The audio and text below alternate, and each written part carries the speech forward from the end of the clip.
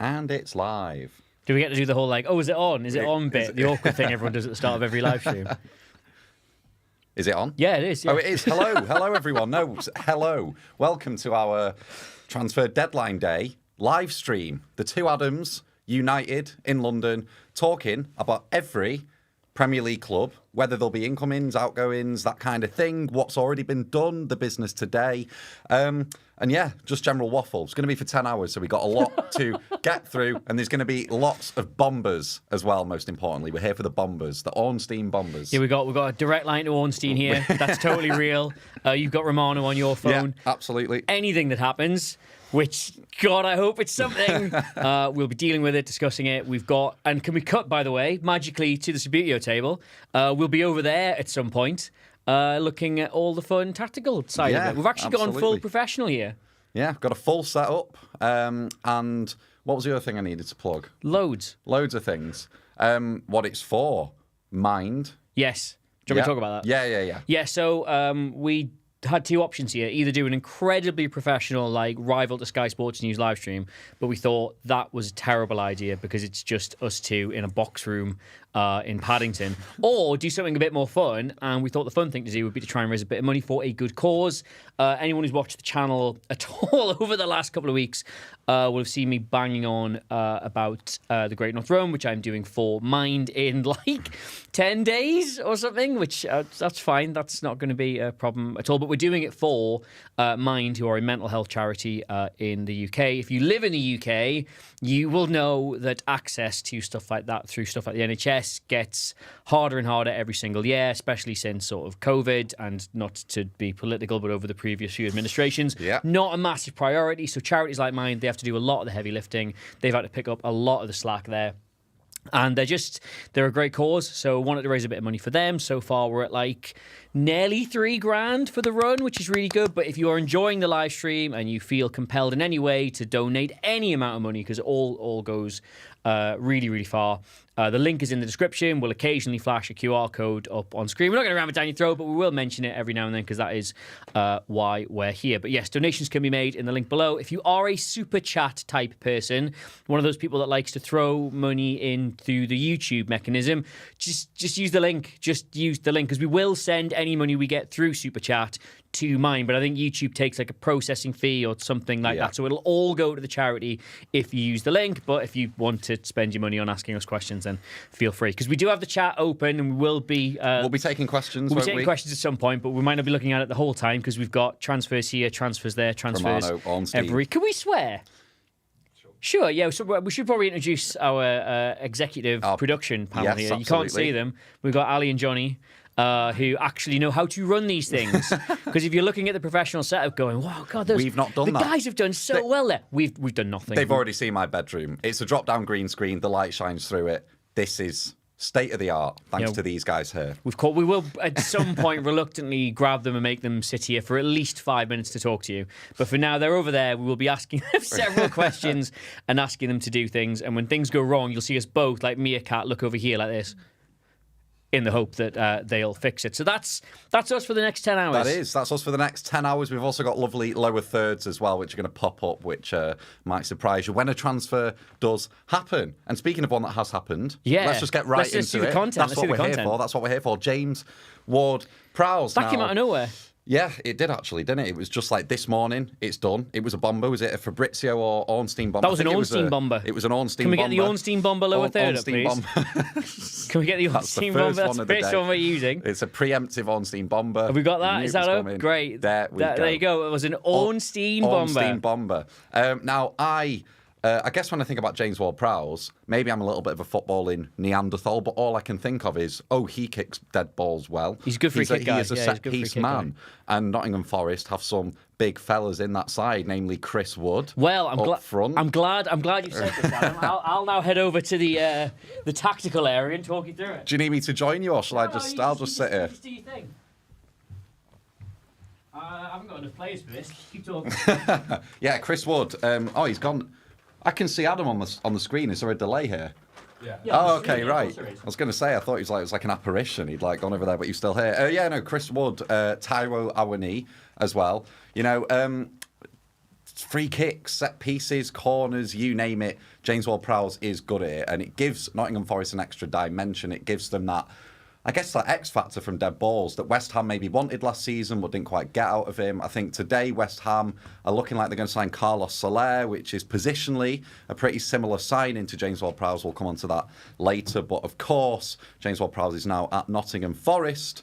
And yeah, I think it makes a lot of sense, especially for a team that's going to be down there fighting for points. Are you set? I'm all good. Yeah, I'm good. I'm good here. So can I get the thumb from the production team? We good? Right, great. So Moyes ball last season, that was a lot of fun, wasn't it? Occasionally we would see West Ham in this sort of 4-2-3-1. Going to give. See, we're new at this. I'm giving. We on? I wish I could see what was going on. I can. Well, I can see myself still. Yeah, on a delay you can, right. So this is the 4-2-3-1, Moyes ball quite a lot, but also they would use this just classic 4-2-3-1. Now the problem with that is none of that naturally feels like a really good fit for James Ward-Prowse. It's not really how he was being used at Southampton, but they got him in anyway, because as Adam has already alluded to, set pieces. The guy is an unbelievable deliverer of dead balls from corners, from free kicks. He could take them directly, he could take them indirectly. He's brilliant at it, so you would have expected West Ham then to all of a sudden become the dead ball kings of the Premier League, but that did not happen. It didn't. Did it? I can't flash the numbers on screen, but if you're a West Ham fan, you'll remember last season, not really any major uptick in the amount of goals they were scoring from set pieces. Do you want me to research this as you're going on? Like I'm already prepped. It's all up here. So there was no real major uptick in the number of set piece goals as a result of signing James Ward-Prowse, which implies he wasn't doing a very good job, given that's what he's a specialist at. But if you're a nerd and you're so inclined, as we so often are, you dig a little deeper into the set-piece numbers. I'm going to blow your mind here, Adam. Go on. West Ham's set-piece XG through the roof.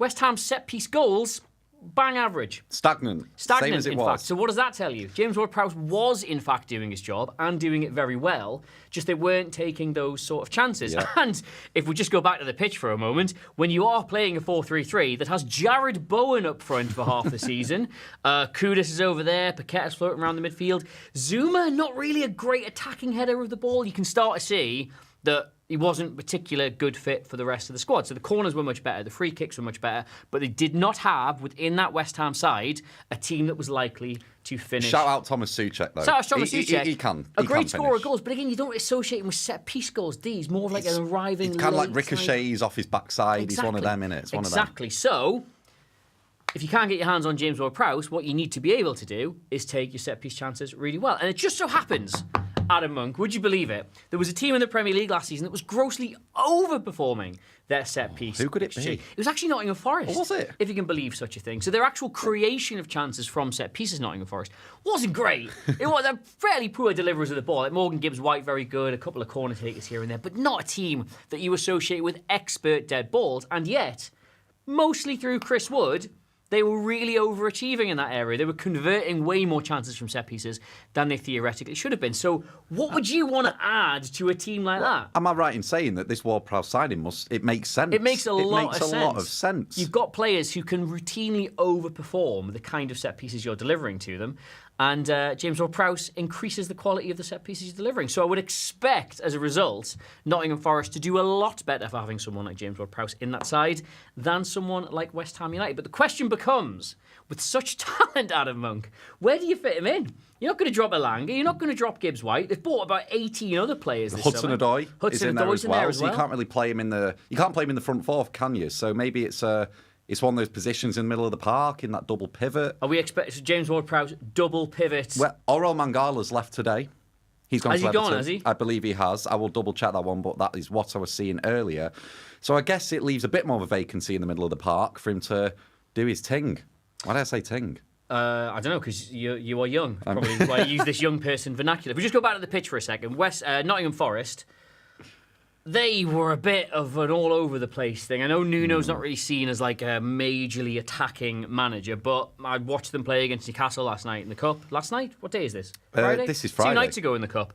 And they had a lot going on. I think they were using like a 4-2-3-1, which if they do stick that way throughout the course of the season with the league, you would expect Chris Wood to retain his place up front. As we said, they've got great wide options: Hudson-Odoi, Elanga, Gibbs-White. They've just signed a guy called Jota as well, who scored against Newcastle. Yeah. So what is Jota Silva? Jota Silva. Does he not sound to you like someone averaged out every Wolves signing of the last sort of 3 years? Yeah. It's this guy. He also kind of looks like an averaged out kind of Wolves player. Exactly. I don't just mean like his name. I mean like every composite Everything element about of him, like the hair, the beard, the name, all of that. The position, So he's there. He did very well in the Newcastle game. He'll have staked a claim to be part of this side. So you would imagine that leaves James Ward-Prowse having to play one of these two pivot positions, which is interesting because if you're Nottingham Forest, you're potentially scrapping around the bottom of the table. Do you want someone who looks like he's had horse riding lessons in the middle of the park fighting for that ball? I'm not sure you do. Maybe they're looking to punch above their weight, Adam. Well, I've got a mad shout to really start this live stream off. Right, I once played a football manager competition. Of course you right, it was a football manager playoff competition. And quick shout out to the FM girl, by the way, that she had to guide me through it because my computer simply wouldn't do the streaming element of it. And it was a draft thing where you had to like draft all the players and then play all these things together. And we ended up revolutionary. We ended up having James Ward-Prowse at right back. I could see that working. So the whole plan was we were playing this football manager competition against sort of serious FM players who had like meta tactics and stuff. And we went 4-4-2 with just like, we had Kiefer Moore up front. We had... Now that's a target man. I think we had Langer as well. We just had like target men, quick options on the wing. And then we just had, we got Ward-Prowse for the set piece. We need a quarterback. He's not going in the midfield. Certainly not. We've got two absolute shit kickers in there. So we ended up sticking him at right back. And I think he got like 4 assists over the tournament just from I could see that working in real life. If you're watching Nuno and presume you're not doing anything else this afternoon, there's an option for you. So James Ward-Prowse, that's how he's definitely not going to be used at Nottingham Forest, but certainly what I would do. First of many. We didn't think about this. I've got to walk in front of the camera every time I come back. Yeah, that's fine. Any transfers since I've been away? No transfers since then, but I just wanted to say one more thing about Nottingham Forest in a kind of more general sense. So obviously you remember when they got promoted 2 years ago, and it was mental. It was mental. They signed about 40 players, akin to what Chelsea are doing right now. Now you could argue they've stayed up 2 seasons on the bounce. They've got a good attack now, like we just said. James Ward-Prowse in the squad. Has that strategy... I mean, has there kind of been a proven method to the madness now? We're 2 years down the line. Nottingham in the Premier League. You know, they survived last season pretty securely in the end. Did it work in the end, that sort of scattergun approach of just bringing loads of players in? The thing is, right, it's a results business. Especially if you're a promoted side. Like, your objective is nothing more than can you stay in the Premier League? Like, it's not about bells, whistles, style of football, anything like that. Nottingham Forest came up. They were insane. They so nearly got relegated twice now, I think I'm right in saying. But they didn't. Because they had quality. And if you look at like what's happened to Everton, Nottingham Forest have avoided largely the sort of PSR minefield for now. They certainly were doing enough deals at the end. Obviously, they've not been completely devoid of it, but regardless... They've stayed in the Premier League. They've not been effectively relegated because of overspending. So, and they sort of shaved the squad now to something sizable that can maybe kick on. They're not. If we look at that squad from top to bottom, they're not actually a bad side. I'm looking at it now. If you go through like bottom half teams, a front four of Jota, Hudson-Odoi, Gibbs-White, and then Wood or Awoniyi up front. Yep. That's probably the best out of the bottom 10. In the bottom half of the league, I think you'd struggle to find the best. More technical ability than that there. I'm going to back it. I'm saying Nottingham Forest to finish about... Nottingham Forest, European 12. charge? Yeah. Oh, yeah, right, why not?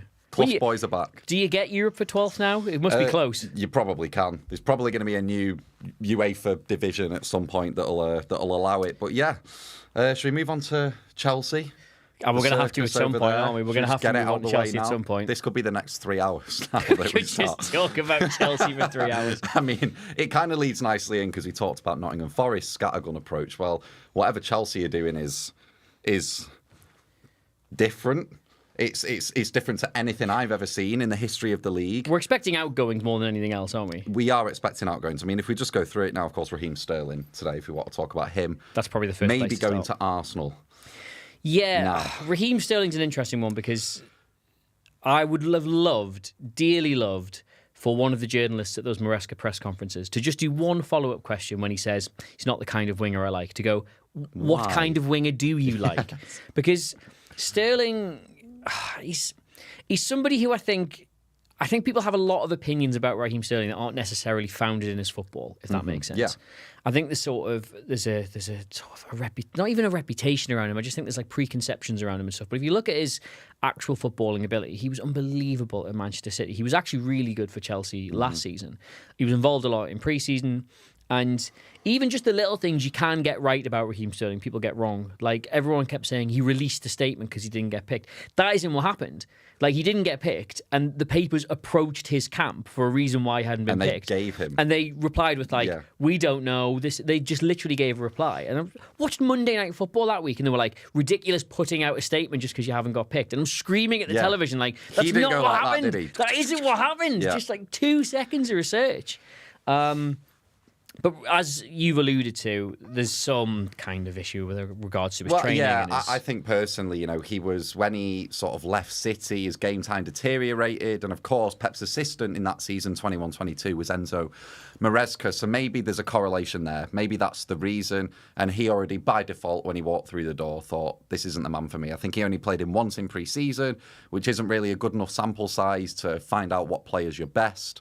So I just don't think Maresca wanted him for maybe a number of reasons, and we don't really know them. But Adam, where would you say he's best suited to go? Where is he the best fit? Do you know what the mad thing is? I actually think he's a really good fit at Arsenal. I think he's a really good fit at Man United. I actually think if you look at, especially, look at the problems Marcus Rashford's having at the minute. Like, the kind of football that Ten Hag's going to want to play.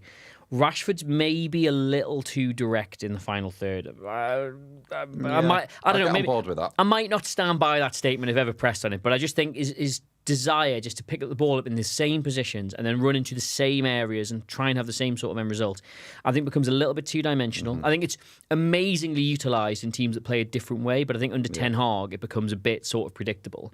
I think if you ask Ten Hag, would he rather have a player like Raheem Sterling, not necessarily Raheem Sterling, but a player like that in that position, I think you would say yes, because Sterling's obviously showed he's way better at arriving late to finish off moves. He's good at getting involved in the play. He's a little bit more technical. And he can also be that outlet, like that Rashford kind of direct, stretch the pitch, running behind kind of winger, as well as he is sort of good in those tight pockets as well. The most basic way of looking at it is I think Raheem Sterling could do at Manchester United what Marcus Rashford is doing, but I don't think Marcus Rashford could do what Raheem Sterling could do, if that makes sense. I think you get the best of both worlds with Sterling. 100%. It's just, the problem with him is he's such an experienced international. He's on what you assume is filthy lucre at Chelsea, and he's got no need at this stage of his career to really compromise on any of that. Like, I think fans will sit here and be like, why would you want to sit on the bench for 3 months and just collect your money? What a waste of that. But, like, come on.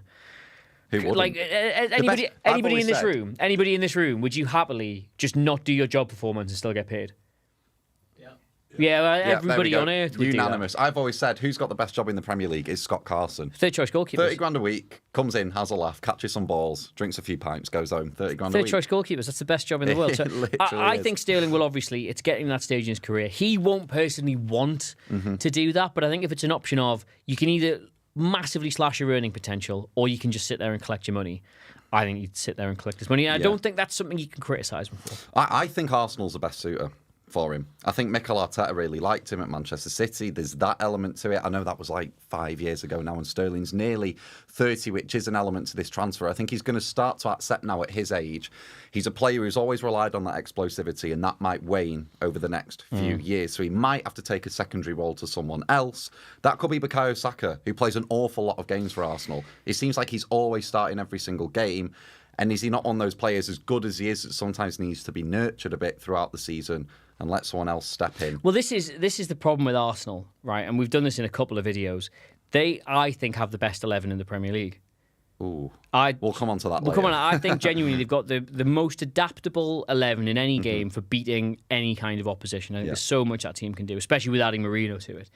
But I think once you start getting beyond 11 and you start looking to 12, 13, 14, 15, even the whole squad, I think their ranking in that pecking order of strength drastically goes down. I think as soon as you go to the bench, Man City are a better side. I think once you go to the entire squad, I think maybe even make the argument Liverpool are better sort of equipped certainly, if Chelsea's players played well, that's the best squad in the world because there's 800 of the fuckers. You know what I mean? You're never going to be short of an option. Adding someone like Sterling, even if it's just on a loan, gives you the option to rest Saka occasionally. It gives you a different dimension on the left if you want to use that. I mean, Trossard's playing more centrally now as well, isn't he? Yeah, So it gives you loads of options. Loads and loads of options. Well, there we go. Raheem Sterling. Should we move on to Ben Chilwell? Yeah, has He's anything another happened? one that's meant to be going. I mean, I'll type him in on Twitter, or X now, as it's known. I mean, it's a weird one with Ben Chilwell. He's been linked with Man United, but he's injury prone. And United need someone who's actually going to play games in that position. It's not going to be Luke Shaw. We've had 2 Ornstein bombers while we've been talking. We've had an Ornstein. They're not bombers. I should actually have a separate Ornstein window open. Yeah, we should all have the Ornstein window open. So they're not massive, but they are certainly interesting. Where are we? So Billy Gilmour, that does actually look like it's finally happening, going to Napoli. Obviously he's played already for them this season, so it went a bit cold, that one. It's a really interesting transfer. Billy Gilmour at Napoli. McTominay going there as well. Billy Gilmour and Scott McTominay at Napoli feels like the foundations of a BBC Three sitcom. Like this hot Italian team with this great fluid football accidentally fills in the wrong piece of paperwork and signs these 2 Scottish lads instead of like 2 young players from the Spanish second division or something. It's kind of like the Brothers Grimsby, you know, that Sacha Baron Cohen It's thing where he exactly sort like of the Brothers goes Grimsby abroad film. and he's like, a Brexiteer. But he'll get that welcome, won't he, from the Napoli fans, which just looks mental. I saw Did you see that stuff? McTominay get that. Yeah. Will Billy Gilmour get that? Probably. They just go mental for anyone. Conor Gallagher, did you see the ovation he got? They thought they had their own Jude Bellingham at the stadium. It was insane. Well, those Atletico fans know ball. They know ball. They know a type of ball. They know it's not a pretty one. It's really not a pretty one. I think Conor Gallagher suits Atletico Madrid. I know we're focusing on the Premier League, but I think that's a very good signing. They'll have a statue of him in about 2 years' time. Yeah, it'd be like that Gabby. They used to have a guy called Gabby who was very, very similar. You know when they were 10 years ago, when they got to the Champions League final? Yes. And they had Gabby, Gabby in the middle of the pitch. Yeah, that kind of thing. Oh, yeah. Brozier, Ipswich. Yeah, Armando Brozier to Ipswich is really, really odd because he's not going to kick a ball until earliest mid-October, possibly even November, which was sort of where all the stuff about, well, Chelsea aren't going to bother selling him comes from because he needs to finish his rehab anyway. Ipswich cannot have money to burn. And I'm sure there's some sizable fee attached to that loan. So it's a really odd one for them to go in for him. But they do look like they've been sent rejected. forward. 2 bids. They've just signed Sammy Smodics, though, who was the top scorer in the Championship last season, 27 goals for Blackburn. The Blackburn guy. Yeah, he scored at the Etihad. Oh, God, yeah, it was him, of course. So they have got a gunman. They've got a certified gunman up front. They have. I'm going to be using lots of childish lingo in the next 10 hours. They've got a gunman, a bagsman. They're the only 2 I can think of. But, yeah, I mean, Smodics, he's 29, I believe. He's a bit of a late bloomer, but he can certainly lead the line. I don't think it's going to be another Jordan Rhodes or what was the other guy called? Ross McCormack. I don't think it'll be one of them who comes up and flops. Just to quickly dive into the chat here, celebrity comment from 442 Zone, Matthew 𝗘𝗫𝗧. Oh, okay, yes. Your French correspondent, Matthew 𝗘𝗫𝗧, saying Marc Guehi deal to Newcastle is officially off. Oh, as if it wasn't. Is that have we got catch bomber that we can put off in the lower third? No, we haven't got a deal officially off thing. Now, obviously, there's been a lot of talk about this. I'm uniquely qualified to speak on it, being a Newcastle fan who has endured it for the last 3 weeks. Obviously, the main killer for this deal was us finally deciding to release our Marc Guehi to Newcastle video after sitting on it for 3 weeks. That was always going to be the kiss of death. We recorded that 3 weeks ago. We may even play. We're planning on playing some videos from the channel to allow us to go to the toilet. So we may open with the Marc Guehi one, since that's officially off. Newcastle basically identified him as their one and only centre-back target. It has rumbled on and on and on. The price has been disputed. It's worth pointing out that you read a lot about, like, they've had a bid rejected. That's not really how transfers work. It's not like career mode. Yeah, it's not career mode. Yeah, it's not. They don't send a fax and they get another one back saying no. Yeah. Like, these dialogues run constantly, and where they get left is kind of like, well, the bid's on the table for X amount. When it gets picked up again, it's whatever. But for whatever reason, Newcastle's maximum valuation of Marc Guehi has never quite overlapped with what Crystal Palace would be willing to I think accept. Understandably so, given that Palace have just lost Elise. I would say understandably from both sides. Yeah, I think, Marc Guehi had a fantastic European Championship, in my opinion, but you've got to remember, were it not for Harry Maguire getting injured, he wouldn't have kicked the ball at that tournament. Yeah, which is a scary thought. This isn't a case of a player like barging his way into the England team and making himself an indispensable part of the 11. There was a hole there that he filled brilliantly. And they're both commendable and they're both exciting things, but they are separate things, in my opinion. Yeah. Like, Bellingham wasn't in that side because there was an injury to Jack Grealish. You know what I mean? Yeah. Like, you look at any other player in that squad, they were there because they've sort of made themselves the indispensable player in that position. Guehi was there because he was the next one. He was the next taxi off the rank with an injury. Not to take away from what he did, but I certainly don't think it puts him in that sort of like 60, 70, 80 million pound bracket. That's what Dom Solanke didn't even go, and look what he went for, though. That's the kind of market we're in now. An English player, it's just... Dom Solanke scores your goals, though. Yeah, but clean sheets draw your games. I've always said that. That's my favourite saying. He's got a tea towel with that on. So yeah, for whatever reason, the maximum valuation Newcastle were willing to pay, which I think is fair enough, never overlap with what Crystal Palace really wanted for him, which I also think is fair enough. You've already touched on there. They've lost a lot of players. Mm-hmm. Now, they've obviously brought Maxime Lacroix. How are we saying that? Lacroix. I think it's Lacroix because the only reason I know this is because he's got the same surname as De Bruyne's wife. And she's called like Michelle Lacroix. Okay. So very modern. It's Lacroix. You can tell if I've had a player on Football Manager because I know loads about them and don't know how to say their name. I've only ever seen it written down. You've just seen, it's Maxime. Bang, he's in. Well, we're going to do a video on Federico Chiesa at some point, right? And for years and years, I would always pick him up on FM, right? Chiesa. Cheesier. Cheesier. I thought it was like literally, as in, like, you guys can imagine you've got something that is cheesy. And if it becomes more cheesy, you would call it cheesier. There's an Italian foot. I used to call him that, and it was only during, I think it was the Euros during COVID. Yeah. I actually heard it get said. I was like, Chiesa? What? But yeah, so they brought a couple in. I got completely, Crystal Palace, that was it. Yeah. They brought a couple of players in. I think they've replenished pretty well. Well, it's Elise out and Ismail Assar in. Pretty like for like. That's pretty good. A drop off in quality. I think the problem Crystal Palace have got is right now, they know they're going to make a lot of sales. Like, they lost Elise pretty much without a fight. He was straight out the door. All this stuff about Guehi. They've obviously lost Anderson to Fulham. There's loads of talk about Eze every single transfer window. There's going to be an unbelievable bidding war for Adam Wharton in the next 6, possibly 12 months.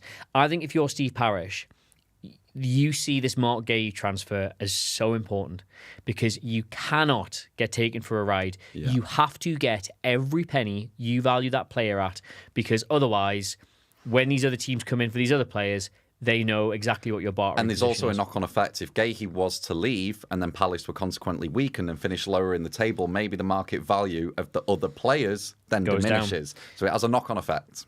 The other problem you get as well for the Newcastle side is this is Paul Mitchell's first ever transfer window as director of football. So on the one hand, you've got Steve Parish, who cannot budge an inch because they need to be seen to win this deal.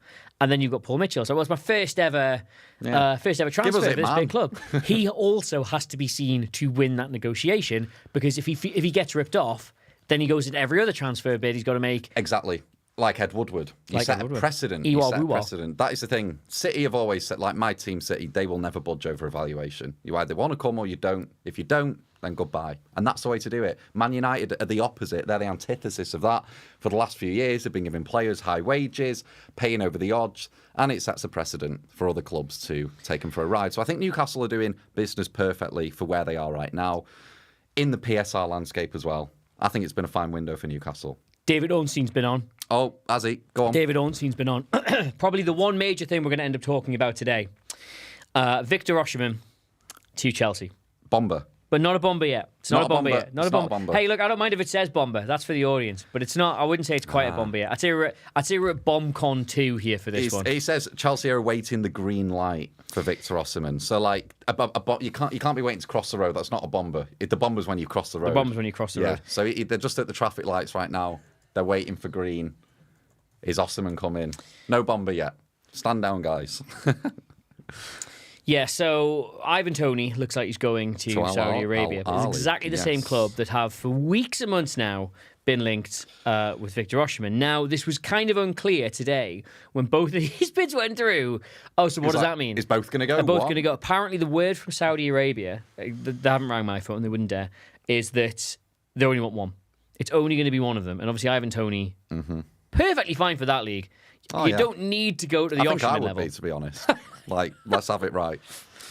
I mean, they've got an exciting team, Al-Ahly. Saint-Maximin, your favourite. Yeah. He's playing there. Riyad Mahrez, Bobby Firmino. It's quite a fun front four, that. Yeah, we could do a video on where exactly Osimhen fits in with that, but I don't quite think that's necessarily necessary. Well, it looks like he's going to... I think he'll end up at Chelsea. I think that'll be the big bomber today. Don't want to tempt fate, but I think that's the one that's going to happen. It just makes sense to me. And I think, should we talk about Nicholas Jackson? Yeah. I think that's a good talking point because I can see the quality there. I can see how hard he works. He doesn't seem to know the offside rule from what I can see so far, and his finishing's very hit and miss. He's a rough... Is it a rough diamond? A diamond in the rough. A diamond in the rough. Yes, That's there you go. Diamond in the rough. That is Nicholas Jackson.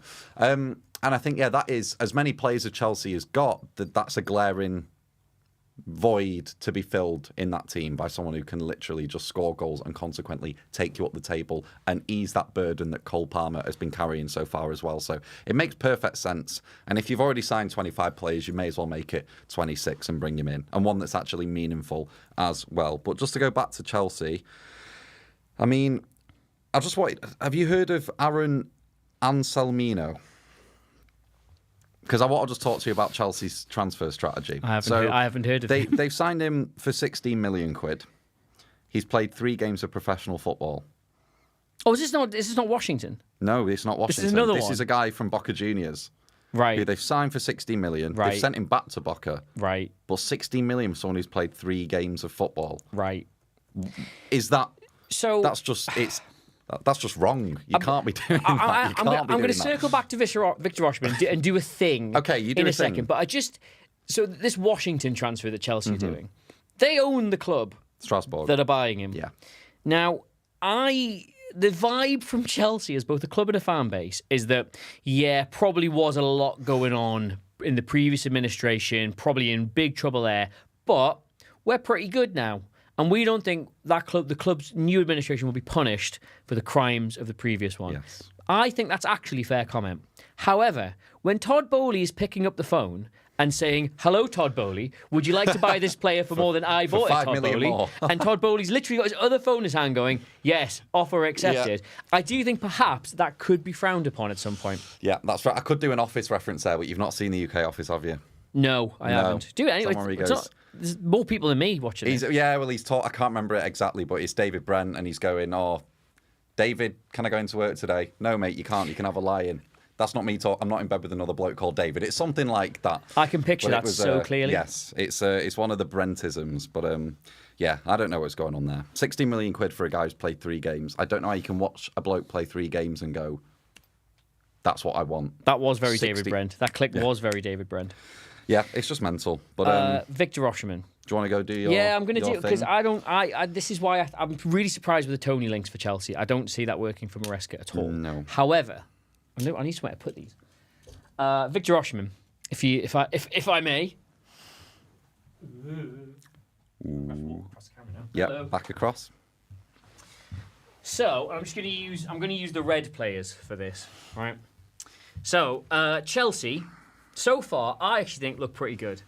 Wolves especially, I thought they looked genuinely excellent. Like Maresca at Leicester had a very sort of weird system with his 4-3-3, right? I'll just sort of talk you through it. So they had single pivot, and what they would do is they would invert one of the fullbacks, usually Ricardo Pereira, into the middle, and then we get a little nice wide thing going on. And the key thing here was Kieran Dewsbury-Hall, because he is then, as the 8, would play right up alongside the centre forward. You'd be expected to make late runs in, get into the box. But so far, we've not seen this 4-3-3 at Chelsea. Maresca has adapted this based on the players he's got. We've seen a little bit of inverting from Malo Gusto, but currently it's more of a 4-2-3-1, right? Correct. Now, obviously, this has several advantages for Chelsea, namely that they've got loads of good attacking number 10 type players. Madueke's there, Cole Palmer's obviously there, Raheem Sterling's there, if you remember him. Still, so they've got all these really good attacking players, so he's adapted it to be more of a sort of a 4-2-3-1. Now, Nicholas Jackson, he is good at being a centre-forward,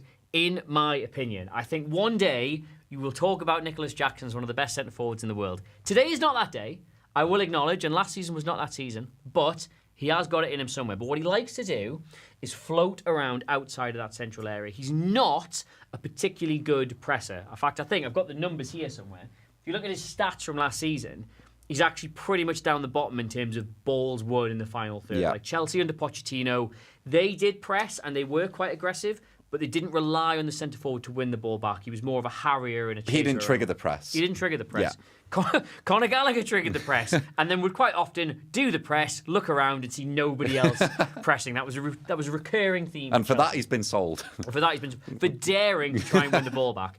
Now, Jackson, because of his, he likes to float around, because he likes to get out of the central position, because he likes to do all these different things. There was talk about playing him on the left side for Chelsea I can see it. last season. There was talk about bringing him out that side, a bit more of a direct goal threat. Now, Victor Osimhen is the man at Napoli. He is the primary goal threat. He is almost, dare I say it, very similar to how Maresca used Jamie Vardy at Leicester last season. Another gunman. There is not supposed to be any real effort to press the ball, and you have to win the ball back. The chances are created for him, and when they manage to get a really sort of high line, that's when they use the pace, which Vardy in the Championship is a completely real thing, use the pace in behind to get those goals. Now, Victor Osimhen, I think, for Chelsea, is absolutely perfect for how Maresca wants to play. They're not going to adapt to be this mad, high-pressing team. They do pen teams off in the corner. They like to do this thing where it sort of boxes everybody in. I've made a total mess of all the players there. But Jackson, as purely a goal scorer, as a chance taker, is one thing that Chelsea are really missing. They proved last season they can create loads of really good chances for Nicholas Jackson. He's just not inclined to take them. And if you go look at the numbers, that is Victor Osimhen. I think He is the genuinely, Chelsea do not need another player. But in the same way we did the Joao Felix video, where we were like, that does massively improve them and fit exactly what they're doing better than the players they currently have. Osimhen's another one in that mould. And there you have it. The big man. The gunman. What more to say? The bagsman. Yeah, the bagsman. I'm just going to get some chat comments now. Been reading through. I'm going to see if there's any questions. See, they're talking about the transfer strategy and the hypocrisy about, you know how you said about Strasbourg? Yeah. Yeah, they're saying it's the same with Savinho at City, which it is, to be fair. Which it is, yeah. It is. I don't know how to tell people this, right? But it's a corrupt game. It's a broken... Actually, Johnny, I've just realised, can we get these blue now that we're talking about Chelsea? Is that a clever thing we can do? Chelsea's insane. We've got one from DC. Jackson is a lump of clay in the dump. Horrific player. Yeah, I think maybe we should probably start being more selective. To be honest, I agree. I don't think... You don't rate Jackson? I think, do you know who he reminds me of? And maybe this might sound quite superficial because it's like, he can't hit a barn door. He's quite similar to Darwin Núñez. He does a lot of the running, a lot of the... Great system player. Great system player. Yeah, he's always on the front foot, but he looks... To me, he just looks a little bit lost at the moment. Maybe that's down to his age, but I don't see it with Jackson. He also scored the most fraudulent hat-trick in Premier League history. Who? At Tottenham. Jackson. The most fraudulent hat-trick in Premier League history. 9 men, Postecoglou, high line on the halfway line. Right. All he had to do was he was basically doing a bleep test, wasn't he? He was just going up and down the pitch, and he just kept getting the ball fed to him. Still a hat-trick. Yeah, don't count. I'm sorry. Not in my book. Not in my book. Let's have a look. And then Felix scored in the exact way that Cleary said he would in the video. Yeah, I was really proud of that. Literally, if you look at the thumbnail for the Joao Felix video, that's exactly the goal he scored in the Wolves video. Phone blew up when that happened. I didn't know what had gone on. Maresca on the line.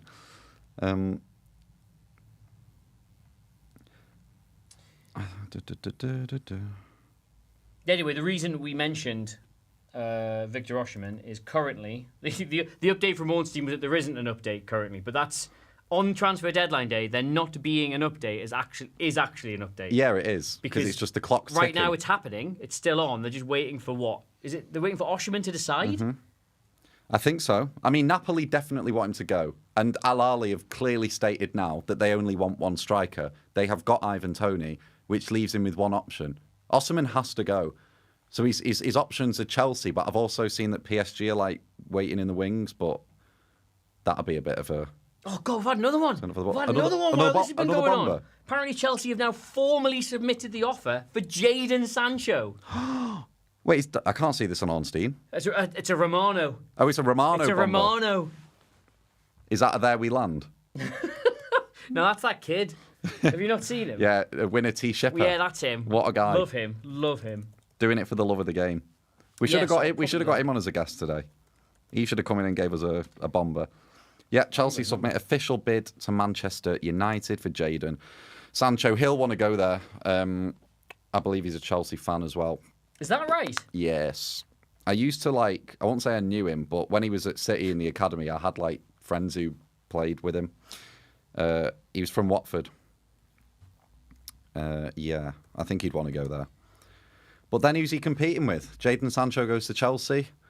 Could you just quickly reel off all the wide players? Yes. Because I can't see him playing through the middle. Chelsea squad. I mean, I can do some off my head now. So you got 𝗦𝗶𝗴𝗍𝗀, you got Mudryk, you've got Pedro Neto, you've got Raheem Sterling still technically. Cole Palmer, I mean, he's a number 10, but he can play in those wide positions. Plays on the right for me. Jadon Sancho, hypothetically. Could you say Marc Guehi who can play there? He's centre forward, isn't he? Centre forward, yeah. Guehi. I guess that's it. But as the ones, I mean, Christopher Nkunku can play wide as well, but I think he's again a bit more of a number 10. It's just a bit here, there, and everywhere, isn't it? Do you know? Who knows? Maybe it's all just going to come together. Maybe it's it's like a sieve. Like they're just draining it now, and then all the good stuff's going to be left at the end. I absolutely maintain. And actually, I'll go back to the pitch for this one, if you don't mind. I absolutely maintain that this Chelsea side's really, really good. The problem they've got, and it's not something they're going to address in this window, is sort of here in these two players, because Enzo Fernandez remains in my heart. Yeah. The marquee signing of the 𝗘𝗫𝗀𝗍𝗘. It was the first one they went out and were like, we can't just go get the best player in the world. We can go out and just get whoever we want and spend 100 million. And I do not see, for the life of me, how he slots into a Maresca team. I think 𝗕𝗏𝗏𝗍𝗀 and Caicedo, both in just their ability to sort of receive the ball as it sort of comes in. Can I reframe that question to you? What do you think Enzo Fernandez is good at? Because when I watch him, I'm actually struggling to find Not that public answer. apologies, I'll tell you that for free. What is he good at? He's technically so good. Yeah. I vaguely remember him back at Benfica. His ability to sort of get the ball fairly deep and drive, and then basically not play as a 10 and not play as a 6. Just be a pure 8. I guess that's such a nerdy way of wording it. Yeah, well, Chelsea fans on Twitter have been saying he needs to play higher forward. Then when he plays Eriksen, he needs to play deeper, and it's just it's a seesaw. Well, we did a number of videos on Chelsea last year where the problem was if you put Enzo Fernandez deep here, that's great because he's so good on the ball, he helps the build-up and he helps you move up the pitch really, really well. But the problem is, because you need that bite and that steal in the tackle because of the way they wanted to press, they ended up having Conor Gallagher in the 10 here, which meant that when Chelsea did get up the pitch, which is what this looks like. See, I edit all this moving out in the actual video, so you haven't to see how slow it is now. When they did get further up the pitch, it meant you tended to have Gallagher here, in and around, so any creation outside the box was not being done by the most optimum player to do that. But then, of course, when you swapped it around and you had Enzo Fernandez there and you played Conor Gallagher a bit deeper, you were much better at defending, you competed for the ball in the middle a lot better.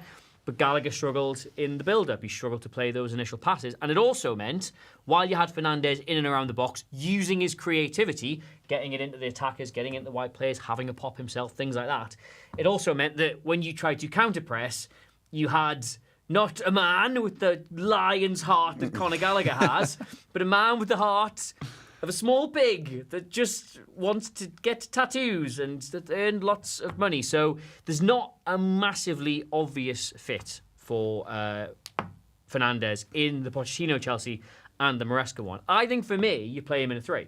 Or maybe Strasbourg could buy him for 140 million. I wouldn't rule it out at this stage, and indeed it would give us something to talk about. So that'd be really nice. But I think the way you want to use Enzo Fernandez, right, is 1, don't be Chelsea. I think that's your major problem. I don't think he fits this team or this manager at all. But I think what you want to do is effectively have a 3, right? You want to play basically on the left side of that 3, and you need just a dog in the 6. Ideally someone who's good on the ball, but not a Caicedo type. You want like a 𝗕𝗏𝗏𝗍𝗀𝗍, a real sort of big physical presence, covers the ground someone left who breaks to right. up play. Yeah, basically allows the 2 in front of him to go anywhere. And then on the opposite side, you kind of want an athlete, like someone, again, who'll make the ground covering, but will do it vertically instead of horizontally. And because you've got those two there, that basically allows Fernandez to be deep when he needs to be deep and be forward when he needs to be forward. But the problem with Chelsea, and this comes back to what I just said quite nicely, is all of a sudden, that's now only 2 spots for your innumerable attacking options. And I don't think playing that way with Fernandez gives you enough upside versus the downside of losing a 10, of losing...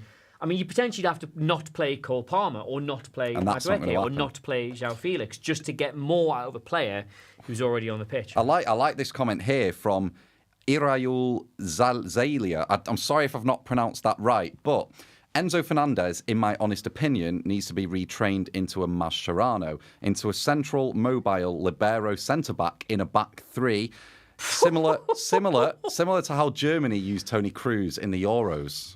I like that. I like that idea. He's got a good passing range. I like that. I just don't think he's got the discipline for that. Like, Toni Kroos is probably the most disciplined creative midfielder you've ever seen. Like, his positional sense, like, absolutely unrivaled. He never caught out, never wrong side, anything like that.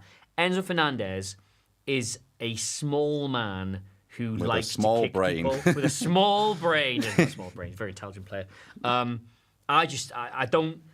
I think that would be that if you could take his ability and you could get that kind of player out of it, you're literally talking about having a Toni Kroos, right? Yeah.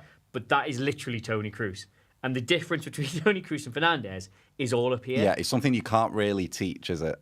I mean, don't get me wrong. I think for how good he is, it's worth trying. Like, I'd maybe try if I was a coach and had any idea how to impart new ideas and new abilities into players. But I just think, if I'm Chelsea, obviously it's probably not going to happen today, although it would be very exciting. If someone came in with 60, 70 million, just a cut your losses sort of offer. And I'm not even sure he warrants that right now. No, but just like enough where maybe with a cover the wages or something, I would... Because this is going to sound so bland, right? But if Chelsea were going to go to a 3 to accommodate Fernandez, I actually think it's a better 3 if you do Caicedo, Lavia and Kieran Dewsbury-Hall.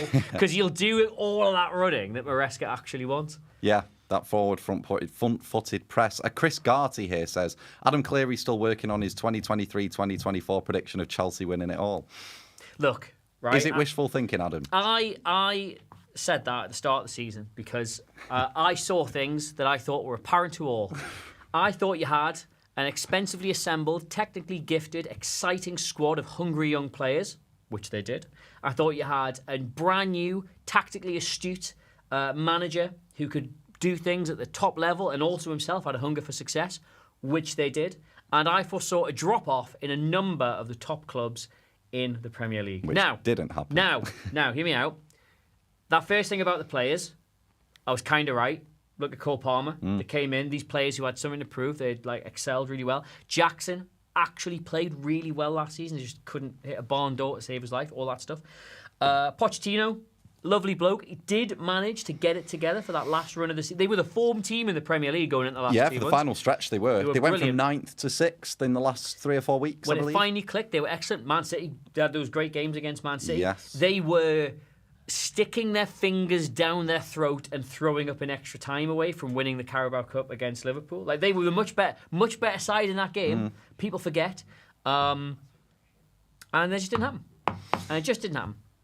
But, and I don't think it will this season. Well, no, because Pochettino's gone. So I can say quite confidently, Chelsea will not win last season's Premier League. I don't mind. I don't mind saying that now. I think that's over with. I think that's not going to happen. But it's not going to happen this year. But the things I saw, I don't think I was completely wrong about. So do you think, let's go 3 years down the line, the trajectory they're on, are they fighting for the Premier League in 3 years? With this model, with this transfer strategy? If they're not in League Two, then potentially, yes. But I mean, that's another why, conversation. That's why you spend this money, isn't it? Like, you spend that money because you want to be competing for these things. And obviously the Conference League's not where they want to be. But you look at that Wolves game, like when it clicks, there's so much talent in that side. People seem to be saying, I agree with Enzo not being a good fit for Chelsea, but I do think he will do really well as a Toni Kroos replacement. Well, that's if he goes to Real Madrid. I know he's not on Kroos' level yet, but he's the closest player to Toni in football. Yeah. You reckon? He has got that ability in his locker. It's just... It's that ability, I think, to have the eyes in the back of your head. I don't want to sound like one of those balls who just think the Premier League's the best league in the world, right? But it is... There are requirements of players, especially in central midfield, in this league. There's an upturn in intensity. Yeah, there's not quite required. There's different things required of you in other leagues. Don't get me wrong. Like, La Liga is harder in different ways. The Bundesliga is harder in different ways. But in the Premier League, it's like, what is your snap decision? Because that's the only one you're probably going to make in the middle of the pitch. Yeah. And I just think Enzo Fernandez's snap decision is just the noise of a dog barking in his head. Like, whereas for Tony Kroos, it's like a nicely sort of put. It's like classical. It's like the seaside. Yeah, it's beautiful rolling waves. It's calm. It's composed. Like, that's what Tony Kroos hears in his head. Whereas Enzo Fernandez just hears torturous barking of like hungry dogs. And I think you put him in Spain, you put him in Germany. I think you'd look $1 million. Look, $1 million. There we have it. Maybe he'll go there. Shall I sit down again now? If you want. Has there been any transfers? I'll do a bomber update. We'll see if there's been any. We are 51 minutes into the stream, by the way. tweet. Not one transfer's technically happened. Hang on, no. Wesley's gone from Corinthians to 𝗈𝗏. Deal completed. I'll have you know. We missed that. Wasting our time talking about Chelsea. This is an interesting one. Wolves working to find agreement with Ajax to sign Carlos Forbes. Do you know who he is? He was in Manchester City's academy. He was the top goal scorer until he went to Ajax last season. Oh, you know all about him then? He was very good, powerful, strong runner. I mean, I can't say that I watched City's academy extensively, but I think he warranted a 15 million fee when he left. You were in it, weren't you? In City's, well, I worked there, but I didn't play. That's in the academy. If you're in the building. I wasn't in the youth pipeline. But Wolves apparently. I mean, they've also signed a striker. He played against Arsenal at the Emirates, I believe. Let me go grab his name. Jørgen Strand Larsen. Big Norwegian fella up front for Wolves. Jørgen Strand Larsen. He's leading the line for Wolves this season. I can comfortably say that's the best name we're going to hear today. And even if you've not seen him yet, you know exactly how he plays from that name, don't you? Oh, he's a big Jørgen lad. Strand, Yeah, big lad, uncompromising, takes no prisoners, really fast across the ground, blonde. Yes. It just ticks, That's unanimous mad ticks. how I knew that. Yeah, looks like it's mixer season for Wolves. They've also got Sasha 𝗘𝗫𝗧𝗏 from last season as well, who's also like 6'7". So it could just be route one for Gary O'Neill this year. But I mean, they've lost Max Kilman. You got anything to say on Wolves? I mean, they've lost Max Kilman, they lost Pedro Neto. Like, they've not really addressed those issues. Wolves are in a difficult position, Yeah. I think the Chelsea game should have been a real eye-opener for them because they were great when they first came back to the Premier League. Obviously, getting into Europe was a huge thing. The players they had basically plucked out of nowhere were fantastic. Like, Jota, Kilman came through the academy. Like, they had so much good talent. Neto was in there. Obviously, Podence was coming through. They have not replaced well. And I think this happens to a lot of sides that are, in their own head, I don't want to say they've got like an inferiority complex about being in the Premier League, but like they're certainly not determined to make themselves a regular. It seems like they're drifting. It's what happened to Southampton, where it's just like year on year. That's exactly it. It's getting worse, gone. It's going to be one of them. The problem you've got is when you pick up these players when you're in the Championship, when you've just come back up, they're kind of risk-free. You can have a bit of a punt on these ones that the other teams won't touch. That's great. Southampton, a great example, because they found themselves an unbelievable squad that first couple of years. Then you lose them, naturally, because you've got players who want to play at a higher level than you're capable of offering. You lose them, and then all of a sudden, now you're an established Premier League side, and you've got to replace them. So you can't go and get the same total chances, who may be okay, maybe not. You've got to go and get better guarantees of the quality you're buying. And the problem with that is, it's incredibly expensive. And Brighton usually beat everyone else to set players as well. Is the real problem with it. So what you've got to decide is, what's important here? Do we accept a regression in our Premier League standing? Not too much, 12 to 15, 16, something like that, and just spend what we want to spend, or do we really commit to staying in that top half? And the problem with it is if you regress to that area just above the relegation zone, you are an injury crisis, losing a manager, or just otherwise bad fortune away from being firmly in the shit. Yeah. Firmly in the shit. I also think as well, this is why I'm against parachute payments personally, but I think it's a bit of a fail-safe for these clubs now because they almost see it as if they do go down and then they get the parachute payments, they're more likely to go back up, and it's almost like a hard reset for the squad. It's almost like 2 years later, you can click a finger and then you've just come into the league again with a completely new 11. We've seen it time and time again. Burnley, they've done it. Had a completely cultural reset under Vincent Kompany when they got relegated under Sean Dyche. Changed the squad. Went back up, and it's all because they've got more Wonga than the rest of them. So I don't know how I feel about that. But I feel like Wolves are drifting, and I think this season, for me, I think we'll see Ipswich stay up this year. I mean, we can talk about them more later, but I think it's Everton and Wolves who are looking under threat of being that team who've been a mainstay in the league to go down. Who've Everton bought this summer? So Everton, let me scroll up. Everton have brought in So they've obviously lost Amadou Onana, massive loss for them. And then Oral Mangala and Ndiaye from Sheffield United, he was playing there, also played at Marseille, he's come in. So that's the same position as Onana in that holding midfield role. But other than that, they've not really done much business. And it's all a bit stringent and tight at Goodison Park right now. So, I mean, you could make an argument, pound for pound, Dyche probably gets the most out of his respective squad as opposed to any other manager. I mean, he does a bloody good job of it. I think it's doom and gloom for Everton, quite predictably at the minute. But the thing you've got to remember is they are in the midst of an absolutely catastrophic injury situation. Like, that Tottenham result looked great for Tottenham. But if you look at that 11 they lined up with, is it Dixon, the right back, who they've had to bring in? Yeah, because Ashley Young got sent off, didn't he? It's the fact they're relying on Ashley Young. Well, this is the thing. They're bringing in like a teenager who's got very little first-team experience to replace 39-year-old Ashley Young. Like, it's not like... What happened to Patterson? He must still be there, surely. I haven't a clue at this point. I have not seen that man play football for... Yeah, he's still at Everton. He must be one of the injured ones because he's not played recently. Yeah, Patterson absent for Everton versus Doncaster. So he is still there. I think he's a decent right back. But yeah, no, you're right. Like, the squad is threadbare. And it's also just like... It's lacking in that X factor, you could say. It's just Dwight McNeil, Calvert-Lewin, Jack Harrison. This is what I mean about Dyche. He gets an awful lot about the players out of the players at his disposal in an attacking sense. Yeah, he's brilliant. It is brilliant. And he always pulls that result out of his arse, like Brighton 4-1 at the Amex 2 seasons ago, or beating Liverpool at Goodison Park in the Merseyside derby. He's got it in him. But there seems to me there's going to come a point where your luck runs out, and it did happen to Sean Dyche at Burnley. I think Burnley ended up being managed by Michael Jackson, if I recall correctly, for a little bit before they went down. Literally, he was called Michael Jackson, wasn't he? Burnley's gaffer was called Michael Jackson. Are you sure? I am going to verify that now. He was called that. Michael Jackson, Burnley. He was called Mike Jackson. No, he wasn't. No one's called Mike Jackson, unfortunately. That's Do you not not remember how this that name bloke? works. On your screen. Can you see him there? I'm not disputing it's true. If your surname is Jackson and your parents call you Michael, you cannot go by Mike. Yeah, you can't. It's like people call themselves Coburn. Yeah. You can't have 2 silent letters. Lads, it's Cockburn. Like, you've just got to make your peace with that. You are Michael Jackson, the king of pop. Let's go through the chat. Any questions, by the way, to the chat watching about any teams? Just let us know. What does Adam think about Chiesa to Liverpool? I don't know. What do you think about Chiesa to Liverpool? Chiesa to Liverpool. I think it's a good signing. I think at 50 million, it's a gamble worth taking. And I think as well, like I said about Darwin Núñez previously, I don't think he's particularly been cutting the mustard. So someone that can come in, strength in depth, it's needed in those attacking positions. I think it'll be a similar role in the squad to what Shaqiri maybe had. Similar amount of game time. He's obviously been injury prone in recent years, but we know he's got talent. We saw it at the Euros. Sweet right foot, can cut inside. Similar profile to what Liverpool have already got in there.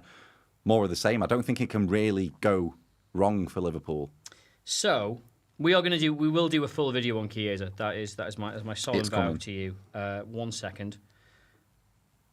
We will do a full video on that in the very near future because I think it's one of the most interesting transfers in the Premier League this summer. If this works out, if he stays fit, which is the main thing, getting Chiesa for £15 million in this day and age and in this market might genuinely represent one of the better transfers any of the big clubs pull off for years, in my opinion. But there is also a very good reason why they've got him for 15 million and why there wasn't a lot of competition for him at that Why point. is that reason? No, not a fire alarm. It's a fire alarm test. I forgot they did it on Friday. How long does it last for? I don't come here often. Could be forever. 20, 30 seconds. Hang tight, guys. We should have had a little standby technical difficulty stage, shouldn't we? That timing on that was fantastic. That was, yeah. At least you're in it. There we go. There we go. Chiesa. So I was saying, why have they got him for 15 million? Well, fundamentally, Adam, and I'm going to bring up the full record of it for you right here. He is not particularly injury resistant. Yes. Is how I would look at it. Since the Euros, he's not really kicked a ball, has he? Not massively. Let me get the full numbers up for you here because I'm going to rattle off all the injuries had over the last. So this is since. This is from the start of the 2021 season. It's very recent. 4 years ago.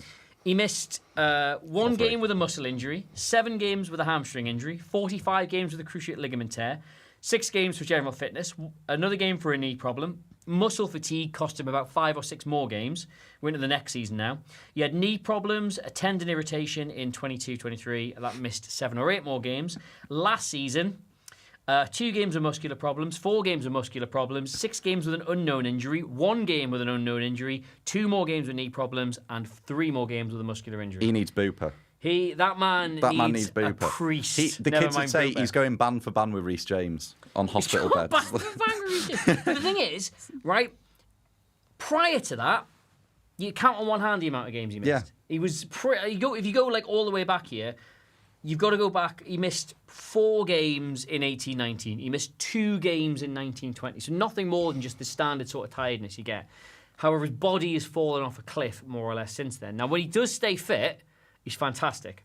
Like, 𝗘𝗫𝗧 he adds so much to that Liverpool side. Like I said, we will do a full video on him at some point, right? But just allow me to show you what we're expecting from him at the minute. So this is Arne Slot's Liverpool, once I sort it all out. It's a bit sort of all over the place. Obviously, Coffee Goblin said that fire alarm was the Ornstein bomber alarm. Imagine if we set that up. That'd be absolutely crazy. So, Arne Slot's Liverpool. I've got them in a 4-3-3 here. It's not really like that. There'll be another one of these teams that's trying to do that 3-1-6 thing when they build up. But for the minute, it definitely looks like it's back 4. There's some question marks about whether or not they're going to be doing a 2 with a 10 or just a 3. But fundamentally, they will still have these wide attackers. Now, Arne Slot likes underlaps from his fullbacks, not necessarily overlap. So we're going to see a lot of Andy Robertson coming into this sort of area. We'll probably see Conor Bradley when he plays doing that exact same thing. Alexander-Arnold is adapting to it quite well by the looks of it. Obviously, instinctively, you think he's either going to come in and play here or he's going to play wide and do deliveries. But so far, he's getting into this space, like sort of inside Mo Salah and behind the centre forward and doing quite well. However, ignore all of that because 𝗘𝗫𝗧 can play either side of this attacking 3. Now, you could go out and buy any player who can play either side of an attacking 3. That does not make him special. What makes 𝗘𝗫𝗧 special is he has bits of everything in his locker, right? And if you're buying him as a squad player, that is such an unbelievable bonus to Liverpool because you know how Mo Salah is going to play. He's direct. He's going to run at defenders. He wants to provide a goal threat. He wants to be starting slightly wider, coming into this area. That's something Arne Slot's system is going to allow him to do. But we even saw, did you see him up against Ayer, Christophe Ayer. Holding him off like he's a classic centre forward. Like he's got that low centre of gravity. So involved in the play. Mm-hmm.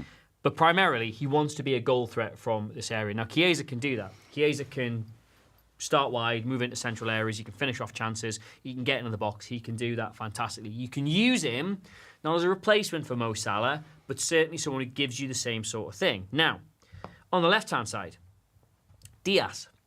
Not really the same. He's kind of more of a direct player. He wants to get the ball to feet facing into sort of a wide open space and he wants to run at the opposition. Mm-hmm. 𝗘𝗫𝗧 can do that as well. But what 𝗘𝗫𝗧 can do that Diaz can't is create. And it's not exactly you don't associate Mo Salah with like deep crosses into the box. Does this also help Robertson?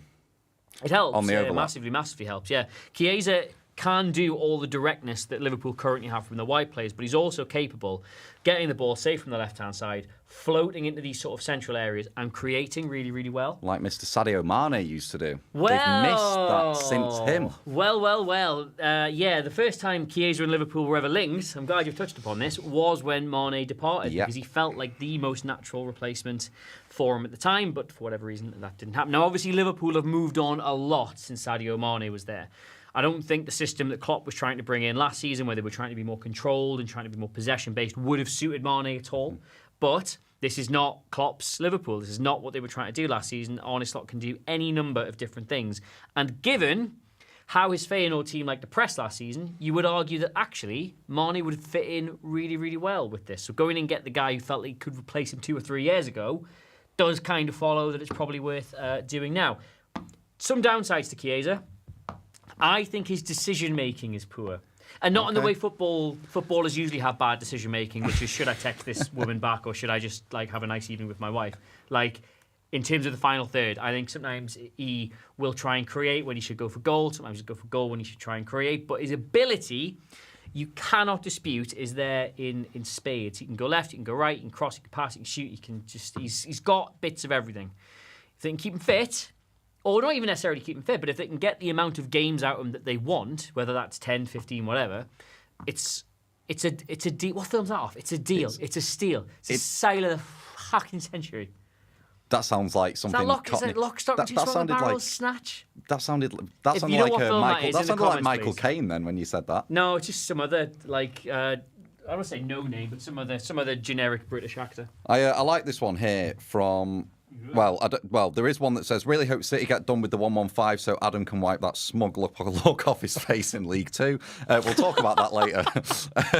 But this one, let me find it from Demox. Says, do you think Trent is playing similar to Rico Lewis? And I wanted to touch on this because obviously Liverpool have a lack of a six, perhaps. Obviously they've got 𝗕𝗫𝗏, but a lot of Liverpool fans have been calling out for them to bring a six in. Now, naturally, maybe you could make a box midfield and invert Trent Alexander-Arnold, but then they seem a bit light with Robertson in that left-back position. So could maybe...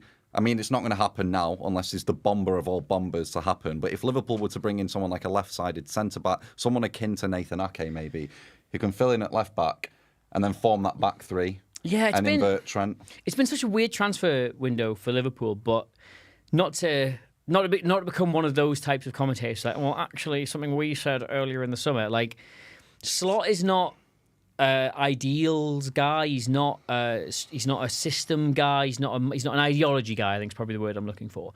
He felt like such a good fit for Liverpool to replace Klopp because. Right now, I don't think there's a clear transfer strategy in place for how they necessarily want to build the side.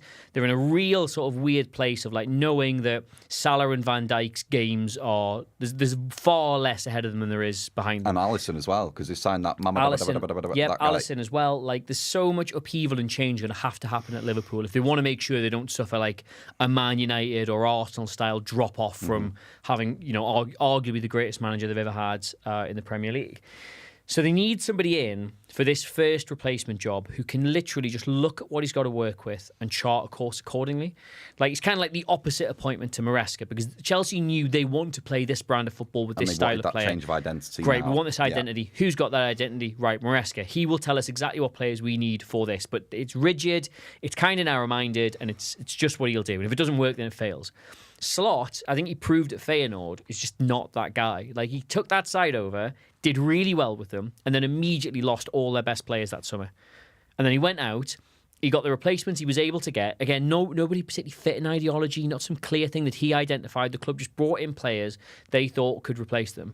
He completely changed the system. He changed the entire way the team played, and then they went and improved. They went and won the league, and they did really well in Europe. Like he built that from what he had available, not from what he necessarily wanted them to do. So he's more pragmatic than principled. Pragmatic, thank God. I just talked for 2 minutes because I couldn't remember what the word pragmatic was. Yeah, he's a pragmatist, basically. Yeah. And if you sort of look at this transfer window for Liverpool, I know it has surprised some people because it's like, well, they're one of the biggest clubs in the world and they've just got a new manager, so you expect big signings that fit this guy. But that was never going to be what he was looking to do, in my opinion. It was going to be like, look, we don't know what's happening with Salah, we don't know what's happening with Van Dijk, we don't know what's happening with Alexander-Arnold. There's talk about him going. We don't know what the fitness levels are, we don't know who we can get, we don't know how much money we can spend.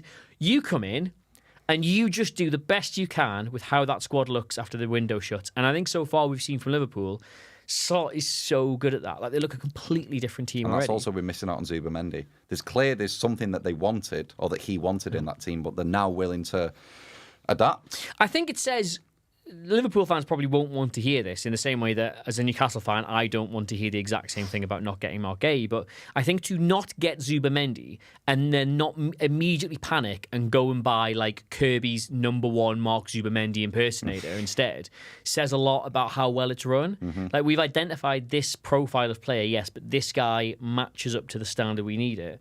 We can't get him. All right, okay, then we don't get that profile of player. Then we'll go with what we've got. And like.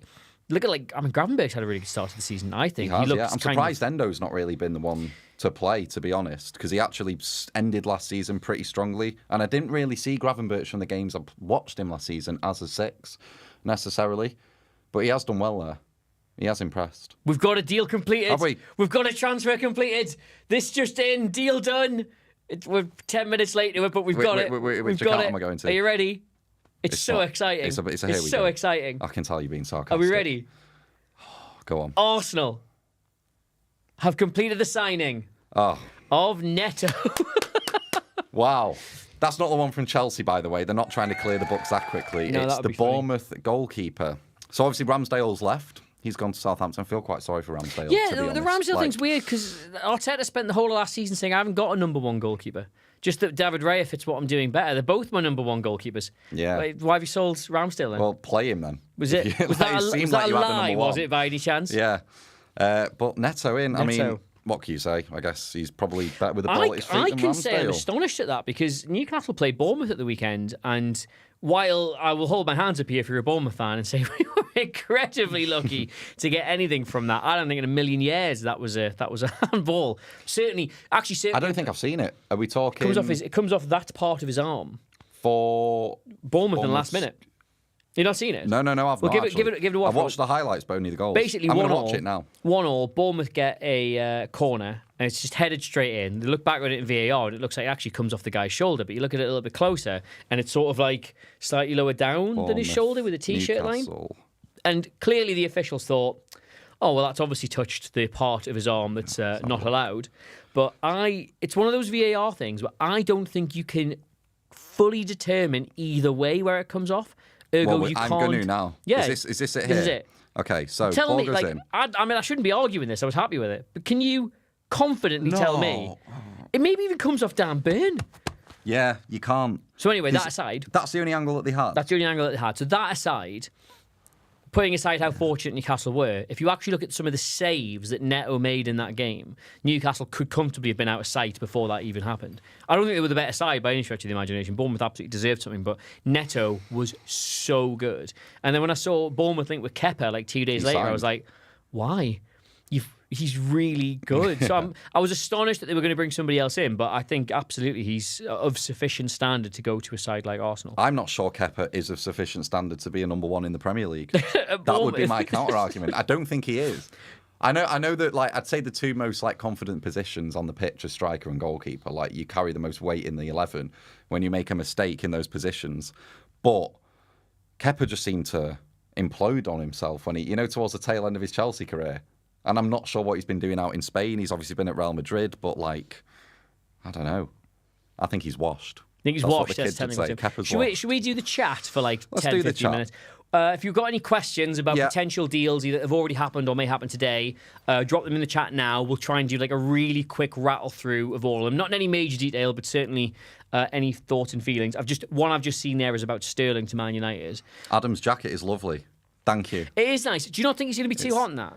I probably will. It's like We're in here for 25 10 degrees hours in and here. I am heating up, but I'd rather look the part than feel the part. Is the aircon on? Have we got No, the it's aircon? not. No, see, we can't even have the aircon on. I'm not quite burning up yet, but Hey, but I tell you what, guys, if you do think that what Adam's doing by wearing that jacket and looking cool for 10 hours is a really noble pursuit, then what you want to do is head down to the link in the description, go to the fundraiser, and show him just how impressed you are by that by making a small £5 or £10 donation to Mind. Because what's that jacket doing for your mental health? It's improving it. It's improving making it. you feel good. Serotonin, that's the right drug. A hormone. What's it? Serotonin. Dopamine. Dopamine, that's what I meant to say. Serotonin. Are they the same thing, I think they are. lads? They do a similar thing. Yeah, They they do do a similar similar thing, things. yeah, It's yeah. like, yeah. Anyway, so Sterling to Manchester United. As we said at the start of the thing, Yeah. I think that's actually a really good move for Raheem Sterling. I think Erik ten Hag, the quiet, true song of his heart, were you to hear that sing, would say that he would rather have Raheem Sterling than Marcus He Rashford. probably would. I love Marcus Rashford. I would love Newcastle to get him. I think Eddie could fix him personally, but I do think the kind of football Ten Hag wants to play, I think you'd see Sterling as like quite beneficial. I think you'd still get all the things that Rashford does out of Sterling, but you'd open up a few more avenues in terms of ball retention, creation around the box, movement, interchange play, things like that. So yeah, I'd be quite hot on that one. I think Sterling would go as well, by the way. I don't think he has any sentiment for any of the teams that he's played for. Oh, I don't think he gives a I will shit. go on record No, he to gives a say shit. that. I like this one from Kyogo. Yes, I was gonna Kyogo say, to do you Man want- City do you or want to take false that? nine. I mean, it's going to be false nine. It's not going to be Kyogo now. And I can't say I knew an awful lot about Kyogo Celtic? Before. I did watch him. I watched him on my first day on this job. I went to Celtic versus Atletico Madrid, and he was good. He did score in that game.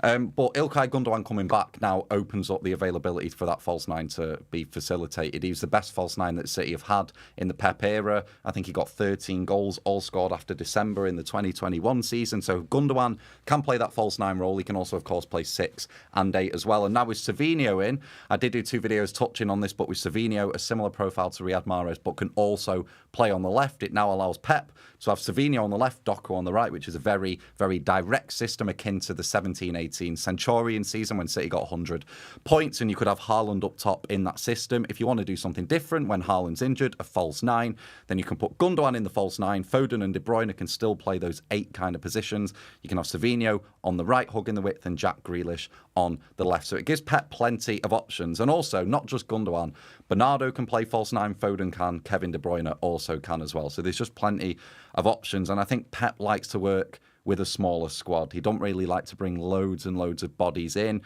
because then it's harder to keep everyone happy, ultimately. Although I do think Kyogo probably would have been happy with about 6 appearances this season if he had a big pay rise. But no, to answer your question, I'd play 6 games for Man City. Yeah, I'm sure. If the price was right. And I'm sure, given how good they are on the ball, I'm not cheap. I'm not cheap. You could go in net and keep a clean sheet. Pep would love me, to be fair. Burnley at home, you'd be laughing. Pep would love me, to be fair. But, yeah. One I just saw there. What are Newcastle... If Guehi's definitely off, what are Newcastle going to do? And I can answer that one really simply for you. They're going to do fucking niche. They're going to do absolutely nothing. They put all their eggs in that basket by the sounds of it. I'm sure there have been other targets, and I'm sure it's not just a case of oh, we want Marc Guehi, that's it. I'm sure effort, time, resource, and everything will have gone into 𝗘𝗫𝗧𝗏, for example, look at Jonathan Tah over in Germany. I just think they know the player that they want, and the PSR situation with Newcastle is such that, you can't just chuck 40, 50 million on a maybe. Yeah. It's far more worth. It's got to be meticulous. Is that English? Far more worth. It's more worthwhile to go and spend more money on the right player than it is to get a cut price roll of the dice. Mm-hmm. Does that make sense? Yeah. I'm as a fan, I'm disappointed. You don't expect to be. Newcastle aren't in a rush, though, are they? That's I the thing. am. You are. I am. You've got a long time left, Adam. Don't worry. I don't know that. Nobody knows that. Nobody knows that. Yeah, that is true. But you in this landscape, you can't do what City did when they took over. This is why FFP. Well, I think FFP came in to maintain the status quo, but City could splash the cards. Yeah, but you are the status quo now. We are the status quo now because we just got there in the nick of time. But in this current landscape, you've got to. Every transfer's got to be a hit if Newcastle are to ascend. And to be fair, they all have been thus far. So far, exactly. Tonali's the one you'd have a question mark over because obviously he got banned for 10 months. But but Chris Wood, they sold him. That's true. And also, actually, scored the goals required to keep them up, and then they sold him. He left Burnley and went down. Yeah. Yeah. So Chris Wood, absolute sensational transfer. Tonali, obviously a bit of a weird one because he had the ban, but certainly looked really good when he came in, looked really good on his first game back against Nottingham Forest, so the jury's still out there, but certainly in terms of quality and fit for the squad, looked perfect. Bruno, you can't argue about. Harvey Barnes, been really good. Anthony Gordon, been unbelievable. Isak, been unbelievable. Sven Botman, when fit, has been absolutely unbelievable. They've got them all right thus far, and I think maybe the club have earned the right to be yeah, if we can't get him, let's not get anybody. It's obviously not good to be having Dan Burn and Emil Kraft as your starting centre-backs this season. And I love both those players. I think they're great to have in the squad, but where you want to be as a team and where you want to be going, they're not. You don't want them there. They're not in your starting 11. They shouldn't be in your starting 11 unless something's gone really wrong. So I think it represents a bit of a problem. But if Newcastle keep the players fit that they missed last season, obviously Joe Willock's already picked up another injury, but doesn't look too bad. Joe Linton missed most of the season. Botman missed most of the season. Pope missed most of the season. Isak was in and out. Wilson was in and out. Tonali banned. Tonali was banned. All of us, if you just keep them fit and they can play the majority of the games, that is a much better team than you had last season. Yeah. And last season you missed out on Europe by 1 or 2 games, 1 or 2 points. So theoretically, even without massive expansion, even with only bringing in Lloyd Kelly and 1800s goalkeepers, you're technically in a better position. So where do you think they'll finish then, as a fan? Well, Newcastle United. The window's still got, 7 hours to go? You're not getting a bomber. I'm not getting a bomber. You're not getting a bomber. I'm not getting a bomber. I think they should be finishing in the European places. My worry is that if they don't get top 4, you almost certainly lose Bruno and Isak next summer. I think they would have been well within their rights once we didn't get back into the Champions League to be like, we are absolutely that level of footballer. If an offer comes in, we're off. I think it shows belief in the project and just a bit of loyalty, which is very underrated in football, that they've decided to give us a season with no European football. I think it's very good of them. But if they play at the levels they were playing last season, if they don't have a drop-off, they will be off without Champions League. And it'll be City and Arsenal as well. Yeah. Mark my words. Yeah. Bruno City, Isak Arsenal. Yep, and that would be what they both need. And that would be absolutely devastating. But not for me. That's a chance. I'd revel in it. That's the thing with the club. That's the club. It's up to them to invest in the squad and to improve it and to give the manager the tools to do that job. So if they must know we're going into the season needing to finish in that top 5, which feels weird to say now, doesn't it? Got to get into that top 5. Top 5, the big 5. The big 5. That's first season. Is that what it is now? Is it 5 for? Are you saying that because it's 5 for UCL? Yeah. Or is it? Well, probably. Is it not based on coefficients Yeah, still? but And probably. it's like all, it Yeah, probably will be. Probably Probably will be. And plus, I just think you should be shooting for the top 5 anyway, regardless. Like top 25% of the league. But yeah, like they will know that if they don't get that, if they don't achieve what they need to achieve, they're going to lose these players. And they've currently not gone and spent the money required to achieve that, in my opinion. So it's a bit of a mess at the minute, but there's still time. There's still time. So you never know. You never know. That was not a quick fire answer. What do you want next? Where am I? We've got a lot of questions about Villa. We've not really touched on Villa yet, have we? I mean, Onana's in, Douglas Luiz is out. I think that's quite interesting, that one. Because Douglas Luiz out, Onana in, that's quite a stylistic shift. You've got someone who, listen, Onana's very good on the ball, but he's a ball winner. Play. Douglas Luiz, more of a tempo setter, more of maybe a goal scorer as well, took set pieces for Villa, keeps the rhythm ticking. Kamara's injured still, so like it's a bit of a shake-up for Villa in the middle of the park. The question was, have they improved this summer? And I think 𝗕𝗫𝗓𝗏 going is a bit of a weird one because he was so at the start of the season. He was good. Not even that. Like, people were so horny for 𝗕𝗫𝗓𝗏 at the start of that season. Like, coming in from Leverkusen, they spent loads of money on him. And he looked great.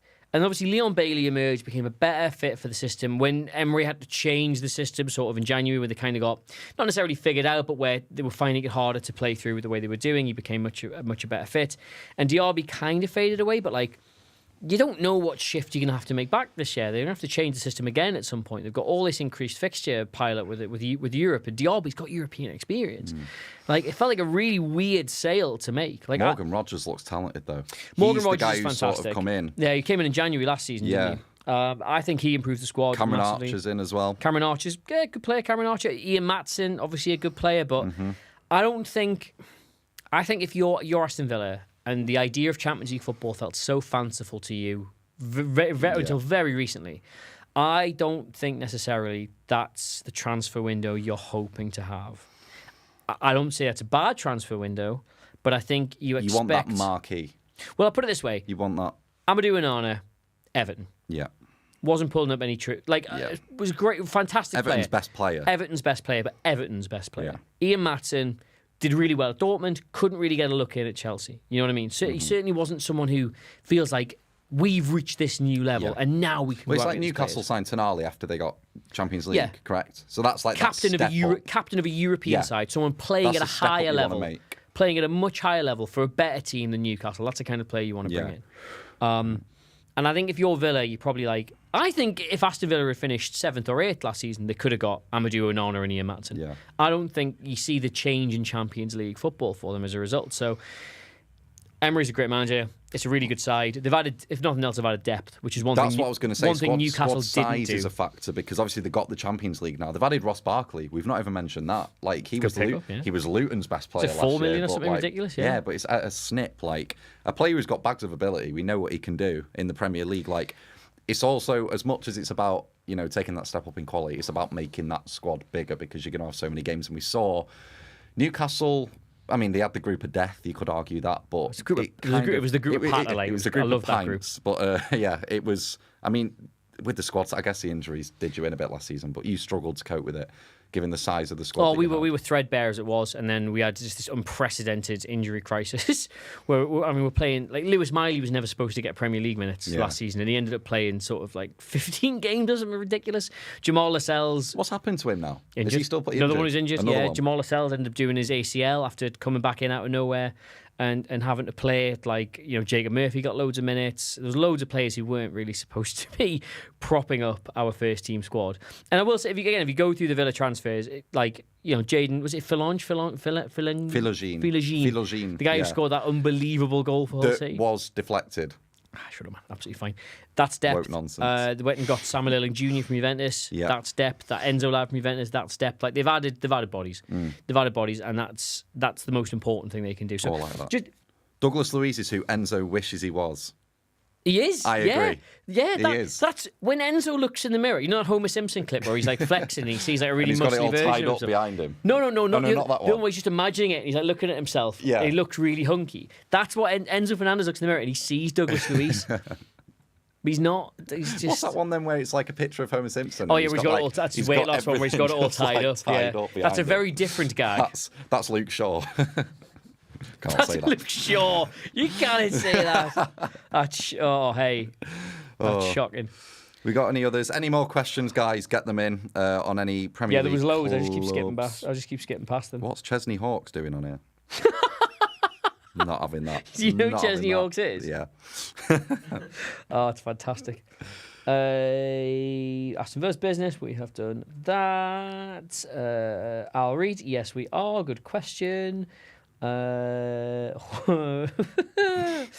will link with Nicholas Jackson. That is true. Duran's better than Jackson. Actually, there's a good question straight in from Lord Otis there. Does Ramsdale keep Southampton up? No, because a little stat for you. Outside of playing for Arsenal, Aaron Ramsdale has been relegated in every Premier League season he's played. So, no, he won't. That's a hell of a Sheffield stat. United, Bournemouth, bang, bang. That's to only Arsenal. 2. Yeah, it's only 2, but I'm taking that sample size. That's only 2. He's had 2 seasons at Arsenal. So it's a 50-50 ratio. So he's only been relegated in 50% of the season. He either finishes second or he goes down. There's no in between. Yeah, so he's going down. That's if you look at purely the data there, Aaron Ramsdale either nearly wins the league or gets relegated. Yeah. So maybe Southampton are finishing second. Who knows? I don't think. I think it's an upgrade on what they've got, definitely. I do just feel a bit sorry for Ramsdale, though. Like, did he do anything to warrant... I know, listen, David Raya's been brilliant for Arsenal and he has took them up a level in terms of that progressive build-up from the back. And I guess it's similar to what happened with Joe Hart at City. It's just that cutthroat industry. But what irks me is Arteta was the one who brought Ramsdale in. It wasn't like he came in and Ramsdale was there. He brought Ramsdale in, played him, backed him, and then woke up one day. An Arsenal fan's going to have to correct me on this, but isn't there some long-standing thing with Arsenal's goalkeeper coach being Spanish? Is there?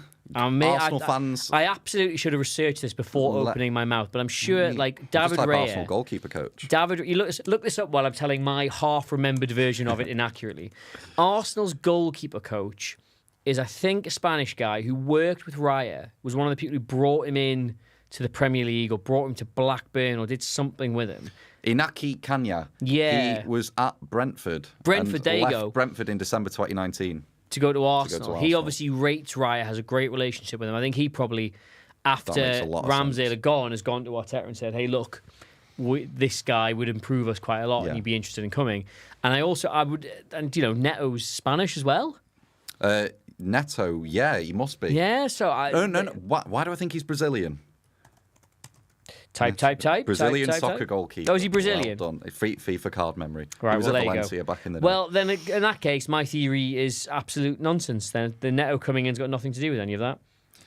Oh, he did. Well, to be fair, he did play in Valencia and Barcelona. Yeah. So he's been to in Spain. He's been there. He's probably bumped into Iñaki Caña over a tapas. You should see me talking Spanish when I come back from Spain. You'd think I was legitimately from Spain. Are you one of them who orders the menu in Spanglish? Hola. Kind of hola. No, I order it in Spanish. Oh, can you? Oh, okay, yeah. I'll order... I'm not in Spain. Okay, can we pretend sense. we are for a second? No. It's boiling in here. Wouldn't make any sense. Well, we'll do that later. Look, I only integrate when I'm there. Like I have to decompress and deprogram myself when I'm over here. So down here, it's just transfer business. Is the Saudi League just buying Chelsea target strikers to make sure Newcastle have a chance at top 4? That is big brain. That's big galaxy brain theory. That I don't think so. I don't think they are. I don't think that's their strategy. I think the more direct... Newcastle have got Saudi ties. Maybe it's a big scheme. Maybe it's let's work together. Oh, I've got a great question. I think Philip, I think this is your like third or fourth great question because you did. Actually, yeah, well, I'm going to do a Philip 𝗘𝗫𝗍𝗓 here, right? I'm not sure how he's worded this because of the punctuation. So I'm going to ask you this question both ways it could be interpreted, right? Sancho to Chelsea seems unnecessary unless Mudryk goes outright. Yeah. Or Sancho at Chelsea feels unnecessary unless Mudryk goes out, right? Mudryk goes outright. Surely it's outright. On the right wing. So or it's leaves. either rhetorical or is. No, it's either leaves or plays on the right hand side. Oh, outright. Whether he goes outright. I thought you were saying like, he goes out, right? But what I'm saying is there's two ways of interpreting that. Yeah, but or outright could mean as if he leaves the club outright. Yeah, that's the other way of interpreting But then outright could also mean right wing. I'm making sense here, aren't I? No, there's three ways. Right if wing. If Mudryk goes outright, so as if Mudryk leaves the club, right wing. Mudryk goes outright, right wing, that's two. And then if Mudryk leaves outright, as in he outright leaves the club. That's the same as the first three. one. That's three. No, it's not. If he leaves the club... first one's rhetorical. As if Mudryk goes out, right, guys? You hear me? Anyway, come on. No, that I am not wrong there. You said it three different ways. There's two different ways. Anyway, which one is it? No, he needs to leave out, right? Get out. Yeah, I don't get out the club. I just think like there's too many. Well, we went through it, didn't we? Like Madueke, Neto, Mudryk, Sterling is obviously going to go. Sancho then comes in. Palmer can play out there, and Nkunku can play out there as well. Mudryk's not really pulled up any trees. I think he's good. Mudryk's on a loan. Like Mudryk's such a weird one for me because like Arsenal have not really made a mistake. They were head over heels to get him. They've not made a mistake transfer-wise, Arsenal, and I've seen nothing from Mudryk that suggests he would have been any better there than he has been at Chelsea. It's just he's so quick. Yeah, we can all see that. He's got a bit of an eye for goal. We can kind of see that. I might be wrong, but when he played for Shakhtar Donetsk, was he not leading the line for them? Like he was banging them in the Champions League. Yeah, he was banging them in, and he looked so good. I remember him scoring a goal against Celtic for Shakhtar, and it was a completely different position of the pitch he attacked to anything he's done at Chelsea. And the finish was assured. I think there's a player in there, but here's one. If you were a Chelsea fan, who would you rather have, Mudryk or Sancho? If it just was like, take one or the other. Oh, if I was a Chelsea fan, I would have absolutely accepted that I'm here for a good time, not a long time. And I would want any player coming. Let's have Jadon Sancho. Why not? I'd want us to sign players just to see what squad numbers were left. Yeah. See if you can get to 99. Fill it out. So the other Philip question, which is very good, and you can have some time to think about this. We can come back to it if you want. Who are you expecting to be the most improved player this season? The breakout player this season. Now we've already touched upon Ryan Gravenberch looking really good so far. Does improved does breakout mean like it's like their first good season? I would say they already play in the Premier League and they come on leaps and bounds this year. Because one of the ones I would say, just because he's done it time and time again, is Rashford, and the only reason I say that is he seems to be cyclical. One season's really good, the next is bad. Next one's bad. No, I'm not going to say that because that's him coming back. Someone who's like. So it has to be first time. So basically, someone who you think their level is here, but this season they're actually going to get to there. Because we know where Rashford's level is. That is a really good question. Okay, Gravenberch, I think I'll have a think about this. First one who's come into my head, who I think could break out and be a world class footballer, is Mohamed Kudus.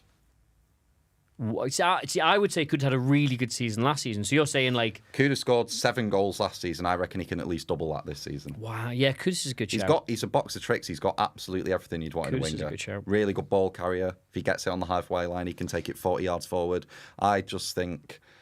I think they're going to be very direct, West Ham. I think that's quite interesting as well. They've signed Somerville, they've got Kudus, they've got Paqueta in that 10. Fulkrug as that focal point. It's a very direct side. Have you seen the clip of Fulkrug in a foot race? It's so I can't remember who posted this. I'm not like pace has never been his thing. It's obviously not like I'm not burying the guy, but like he's got like a 10. Maybe like a 7 or 8 yard head start with this ball. And just some defend. Who did West Ham play at the weekend? Previously. Yeah. They won at Palace. One of the Palace defenders just sprints past him, like he's not even moving and just gets the ball back. And honestly, it looks like someone from soccer. It's like that clip of Don Robbie running up that hill. Have you seen that? Yeah. It was like that. So a couple of shouts here: Morgan Rogers, Max Kilman, Szoboszlai, Sean Longstaff. Great answer. Szoboszlai's a good shout, actually. Szoboszlai's a good shout because I think there was an expectation of where his level was when he signed for Liverpool, and he played well enough to make you probably played well enough to suggest that is his level, but was not at that level. If that makes sense. Like it didn't let you come in like everyone was wrong about him. He looks unbelievable player, just wasn't quite hitting that. Szoboszlai, I think, is a really good shout. 𝗕𝗓𝗓𝗏𝗓. Duran is such a good shout. He's just Duran ruthless. is such a He's good shout. He'd be out ruthless. of nowhere. Well, do you know one that I find interesting? Like Mateta as well. Was it a purple patch last season, or is He he was good for actually going to France kick on? in the You reckon he'll kick on and like establish himself as? no. You just think it was a purple patch No, to lose next season? I think sometimes at the end of a season, a team, especially once had a new manager, can just stumble across something that is so good and joyous to watch, and it just does not exist when that season comes back around. Yeah. I think Glass is a great manager. I think Palace have done really well to hold on to the players they have held on to, and I think more importantly, they've bought well to replace the ones they've lost. But what that system got out of Jean-Philippe Mateta, I don't think is... I think Palace will still play well. I think they'll be much better than they were last season. I think they'll be a very good team. But I think how good that made Mateta look, I'd be surprised if you see that again. I'll put it this way. Inflated. I can think people will disagree with that, but ask yourself, right? He would have been a bargain in FPL this summer. Did you put him in? Did you spend the Mateta money? I don't do FPL, but I wouldn't have done. Nobody would have done that. Absolutely wouldn't Guys, have did you put Mateta in I'd your have rather FPL put- teams? That's firm. He's going to use Mateta. Well, but I think Duran would be a better shout. So Duran's surely a at a great similar shout, man. price. Mikey Moore. Martinelli, Brian and Mbuemo. I love Mbuemo. Yeah. I'd really disappointed Mbuemo- Newcastle didn't go for him. Yeah. Very. Will do you know- Spencer's touched on that one there. Smith Rowe. A lot of people, I think, I was gonna. want I had a Emile question Smith of Rowe this to for have you. a I had really a good question season. there. Where's it? Fulham. Yeah. I mean, so yeah, Fulham, Anderson, Smith Rowe, Sanderberger all come in. Lost Polina. It's not a bad window, and I think it shows ambition. And like you think how good Smith Rowe was. You know, when Arteta that lockdown season when he bedded in Martinelli, I he had remember. Saka, he had Smith Rowe. I remember. It was free flowing. There was a game against Tottenham, North London derby. They were like 3-0 up after 20 minutes, and Smith Rowe just tore Spurs apart with Saka. So there's a player there. Don't really know what happened to him. Obviously injuries, but I think he'll cook. I back Smith Rowe. Ipswich edging closer to Middlesbrough striker Emmanuel Latela. Never heard of him. I'd have, because my flatmate's from Middlesbrough, but that's about the extent of it. Bergval. Not massive. Giovanni Lo Celso. Lo Celso. This might be my favourite tweet of the day. Real Betis have made an offer of €6 million for Giovanni Lo Celso. Spurs want 30 million. That's the most Matter- Daniel Levy thing ever. Matter of time, that one, He's surely, in definitely that gone case. 30, bang, phone down. It's gone all quiet, hasn't it, all the transfer stuff? Is everyone having their lunch? Oh, there we go. Deal done. Go on. Deal done. There's been a transfer, everybody. Are we ready? Go on. Deal done. It involves Chelsea. Oh, of course it does. Oh, are you ready?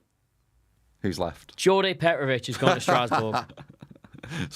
Strasbourg, again. Right, this is money laundering. Do you want to surely. explain the Strasbourg thing to people? I mean, you already have, but basically, 𝗕𝗫𝗏𝗧𝗏 owns them, and he's funneling his excessive players to them, or inflated fees. So he's basically paying himself money. He's got like an infinite money machine that's just giving him 5 million a pop every time. It's quite a good, clever thing. Do you remember that idea people had where if you just put a magnet on the front of a car and then had a magnet on the car, the magnet would just pull the car along? It's free energy. No one can explain to me why that doesn't work. No one can explain to me why that doesn't work. So say that again. So you have a magnet. So you attach it, but like, Yeah. sit on a car with a fishing rod, with a magnet on the end of the fishing rod, and the front of the car is magnetic. And that should work in theory. Why doesn't it just pull the car along? Because the magnet's not strong enough to Really propel strong the magnet. wheels. Strong enough It's magnet. like really strong. There'll be a scientific explanation for But that. nobody can explain Surely that to me. about. No, I can't in my head. I don't even know how. Why does that not The work? fact that planes can fly fries my head. I when don't. I look up. I don't. Like, how's I that don't- going? I How's that not falling? Really do not want to talk about that. You know. Hate that concept. I hate the idea of planes, man.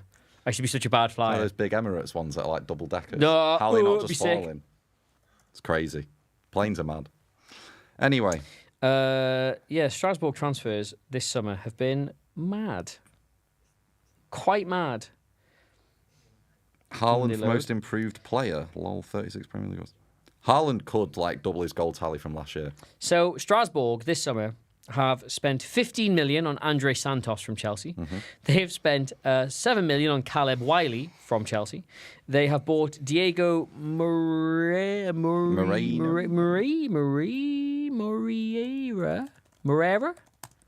Diego M from Chelsea for another couple of million. Now Petrovic is going to Strasbourg. There's talk of Washington going to Strasbourg. He's going for 21 million. 𝗕𝗫𝗏𝗧𝗏 has a magnet on a fishing rod at the front of his car, and he is delivering infinite energy. It's genius. It is absolutely genius. It's something. It's also very, very corrupt, but let him cook. Right. The magnet is lighter than the car. That makes sense. The magnet is lighter than the car. The magnets both pull each other equally, so it won't move anywhere. But you wouldn't have a magnet on the car, would you? But yeah, how the car would be magnetic. Yeah, that's it. So it Big magnet. Yeah. yeah. You need the magnets on the road or on a track, like Yeah. No, I get how that would work as well. So you guys can't hear. Johnny's pointing out if you had like a mag train. We know what a mag train is, Johnny. But yeah, just sit on the front with a magnet. Yeah. I don't think it would actually. But why not? Why not, you stupid bastard? Why is it not possible? Why is it not possible? I don't know. Has Osimhen or Tony gone to Saudi? Tony has gone to Saudi. To 𝗈𝙊𝙍𝙍𝗀 for 42 million quid. Is that confirmed? Pretty much. Like, he is going there, yeah. Yeah, but like, has it happened? It's not a bomber. Is he standing outside? It's not Ornstein bombered. Is he standing outside with the shirt in Saudi Arabia? No, he will be later, though. Is he in Saudi Arabia? Let's have a look. Ivan Toney arriving in central London to have his 𝗈𝙊𝙍𝗍𝗓 medical. No, he's having it near us. He's having it in central London? Yes. Sky Sports News 2 hours ago. Central London to have his 𝗈𝙊𝙍𝗍𝗓 medical. So presumably he'll have it and then fly out. A reminder of Peterborough United are getting 10 million of the fee from Brentford. For Ivan Toney? Oh, that's Yeah, nice for them. That's good. That's nice for them. I presume that means Newcastle haven't got to sell on goals. Probably not. Posh gave Newcastle 350 grand. You sold Tony for 350 grand. Yep. Do you want to know what that looked like? We'd absolutely had their eyes out for them at the time. Bloody hell. When did he last play for Newcastle? Was it like he played like literally one League Cup. I was at it. We played Northampton Town in the League Cup and he came on for the last 10 minutes and he looked absolutely hopeless. Like even how long ago was that? Like, oh God, it was under Steve McLaren. Oh, okay, so it was ages Steve ago. McLaren. That's 2015, 16. I think he came on for 𝗵𝗴𝗍, which tells you everything you need to know. 2016 then. We're coming up to the first break in about 50 minutes. So I think what I'll do is He's completed the medical, Tony. I'm going to do a little bit on Jadon Sancho once I get all my ducks in a row here. Because if he is going to Chelsea, that opens up some fairly interesting options, in my opinion. Do you think Sancho's going to move? He's got to, Annie. Ten Hag hates him. Surely. But did you not see him? Wasn't the whole crack that he'd apologise and he worked his way back in? But then did you not see that clip? So when Garnacho scored against City in the Charity Shield, and Ten Hag goes like that to jump up and celebrate, and then he realises that stood next to him about to come on is Sancho, and he wants to hug the nearest person to him. But he's not there. He sees it's Sancho, and he just like stops and just puts his hands in his pockets. They don't like each other, I don't think. I think he's a goner. So, yeah. I think Chelsea's a better move for him than Juventus, though. I think he's got to stay here. Guys, if I throw you a web page, could you display part of the web page, or is that ridiculous? No, we could do it. We could do it. It just might look a bit scuffed. Yeah, I don't mind if it looks a bit scuffed. I just need to show that. Send me a screenshot. Yeah, just a live web page. Nothing's happening on it. I could screenshot it. Screenshot it. Okay. I'm going to do this really quickly because it's really hot in here and this laptop's really hot. I've got thick jeans on and my legs are really hot. It's actually really unpleasant. Right, so Jadon Sancho, I think, would be quite good for, like, perversely, similar to Joao Felix. I think Jadon Sancho would be very good for Chelsea. For reasons that I will shortly discuss once I've sent over these two screenshots. Ah, that's the magnet answer. Send them to Johnny. Are you looking at the magnet thing? Yeah. I've got a diagram for you as well. Is it that funny? Yeah, that's it. Look, can you show that? Right, but... Can you send that to Johnny as well? I need that on screen. I really do need that on screen. It's Slack now, Johnny. One sec. Right, you do that. I'm gonna go set up this big talking point. Downloads. There you go. I have so much back sweat. Make sure you get that on the screen. Not yet. Not during the Jadon Sancho discourse, but... It does make sense now I've seen that.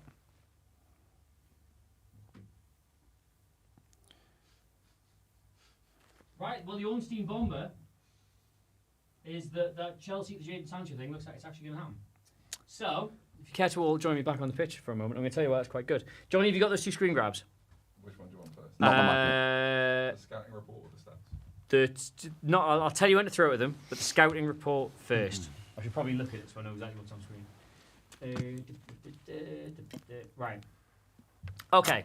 Chelsea do not play in red, but I can't be bothered changing these over every single time I've talked about a different team. They do play in blue, so there you go. That's good enough. Now, Maresca comes in. He's playing a 4-3-3 at Leicester. It's a very expansive, very interesting system. He's got Kieran Dewsbury-Hall as this mad 8 who gets all the way up to support centre forward. We're expecting to see that from him when Chelsea play, probably with 𝗘𝗫𝗧𝗏 inverting into that side, or possibly Malo Gusto inverting into that side, but it hasn't happened. They've played a 4-2-3-1. Now that was against Man City, it was against Wolves for certain parts. That may be what they do the whole season, it may not, we don't totally know yet. Very small sample size. However, the acquisition of Joao Felix does tell us one thing, that they are almost certainly, even if not all the time, going to want to play with a 10. Now that's very interesting when it's Joao Felix, because Joao Felix is not he's not one of those 10s that wants to drop into the midfield and get involved there, which is what Enzo Fernandez would do. But likewise, he's not someone who's going to play as a second centre forward. He's like a pure attacking midfielder 10. He wants to get the ball in this area and then either create or have a direct go at goal himself. He saw the goal against Wolves. He's arriving late in the box. Yeah, he loves to do that. Lampard-esque. He's got an Lampard is back, baby. He's got an absolute piss missile out of his left foot. He's a really good player. Now, whether or not he starts all the time, that's open to debate. We expect Cole Palmer to probably be on the right-hand side. But what does Jadon Sancho bring to this Chelsea side? In your opinion? Jadon Sancho brings attitude to He brings this Chelsea attitude. side. He's like a T-shirt from the 90s. He's rad. I couldn't tell you, because he dribbling prowess based on what I saw at Dortmund. Dribbling prowess. If we could go to the first picture, please. This is Jadon Sancho, purely from the Bundesliga last season. So this is not when he was at Man United. This was when he was back in Germany, playing regularly, playing well, getting the plaudits, reminding everybody how good he was. You'll see that the goals and the shots statistics there are absolutely diabolically bad. They are in the bottom 1%. In the league? In the league. Nobody per 90 minutes was having fewer attempts on goal in an attacking midfield position than Jadon Sancho. However, those green bars paint a far nicer picture because in terms of getting the ball, dribbling the ball, having control of the ball, creating chances, going past players, opening up space, all that good stuff, Jadon Sancho remains one of the best wide players in the world. Now, indeed, it is my humbly held opinion, Adam Monk, that Jadon Sancho failed at Manchester United because they just weren't using him right. They thought they bought Cristiano Ronaldo. Yeah. They thought they bought a live wire attacking winger who was going to fly past players and do things. Jadon Sancho's not even quick. He's not a fast runner of the ball, but he is so good with it at his feet. He can go past you without breaking a sweat. And if you look at those numbers there, progressive passes, progressive carries, successful take-ons, they are of an elite level. And in fact, if we go to the other slide, Wait for it. which I've completely forgotten which one it was. It the possession one?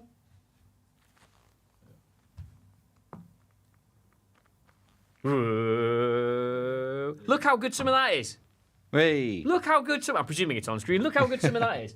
Like, his carries per 90 minutes, his total carrying distance, his progressive carries, his carries into the penalty areas, carries into the final third. Not just having the ball, doing things that matter with it. He proved when he went back to Dortmund, he's still one of the best players in the whole world at doing this. Now, Enzo Maresca has said, Raheem Sterling's not my kind of winger. And if we're assuming that sort of problematic thing he's secretly alluding to, what he actually means is he wants someone who's better involved with the play, more creative, good at going past players, better understanding of space, which I think Raheem Sterling does have. I was going to say, yeah. But when we talked about Sterling being like able to do the Rashford stuff, I think Sterling sees himself as a goal threat. Yeah, I think Sterling's a finisher of a move, isn't he?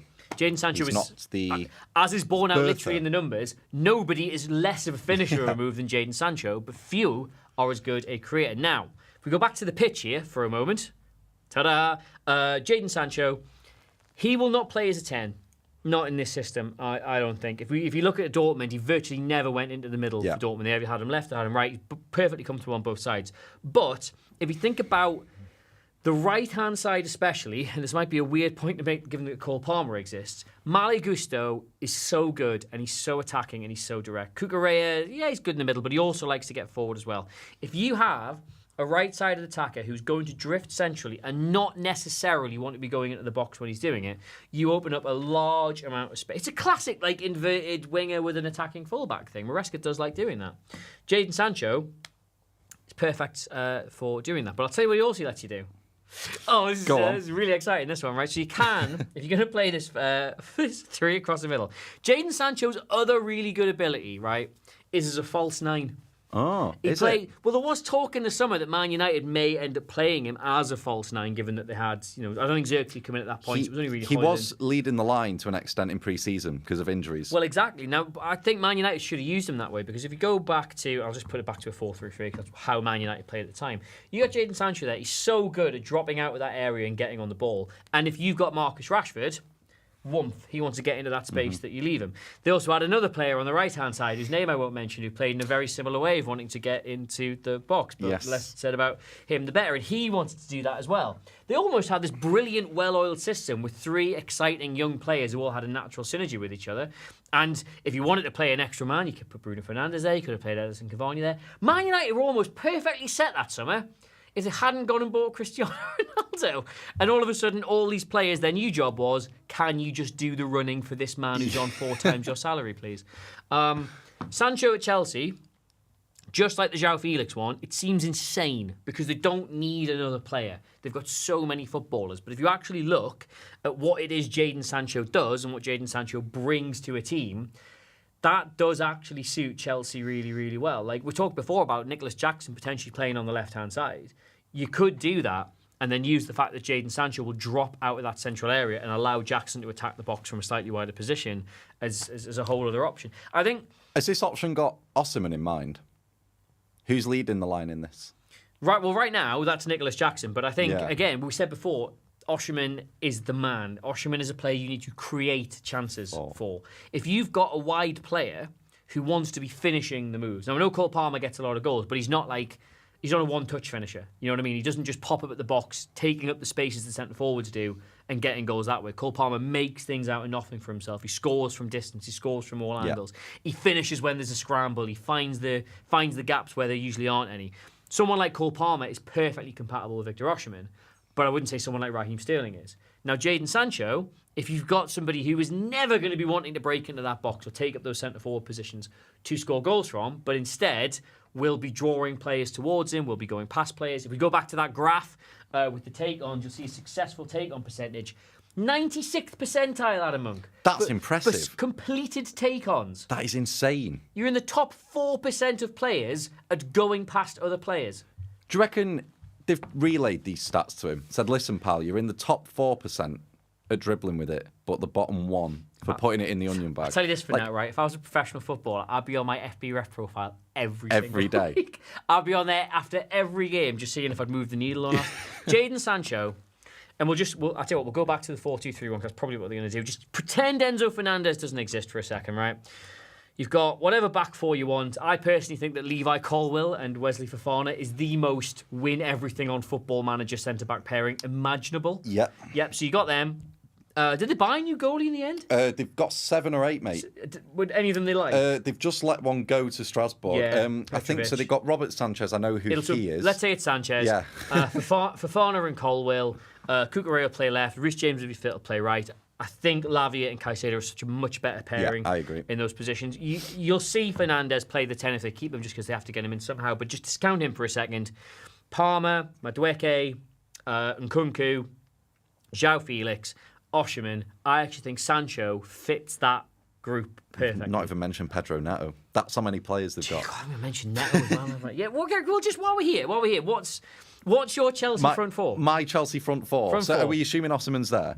So should we assume the bomber lands? So Osimhen's there. So Sancho absolutely isn't in it. Not in your starting front four? No, not at all. Who've you got on the right? So we're doing it. It's a 4-2-3. Right, it has to be Palmer. Palmer on the right. Has to be Palmer. Yeah.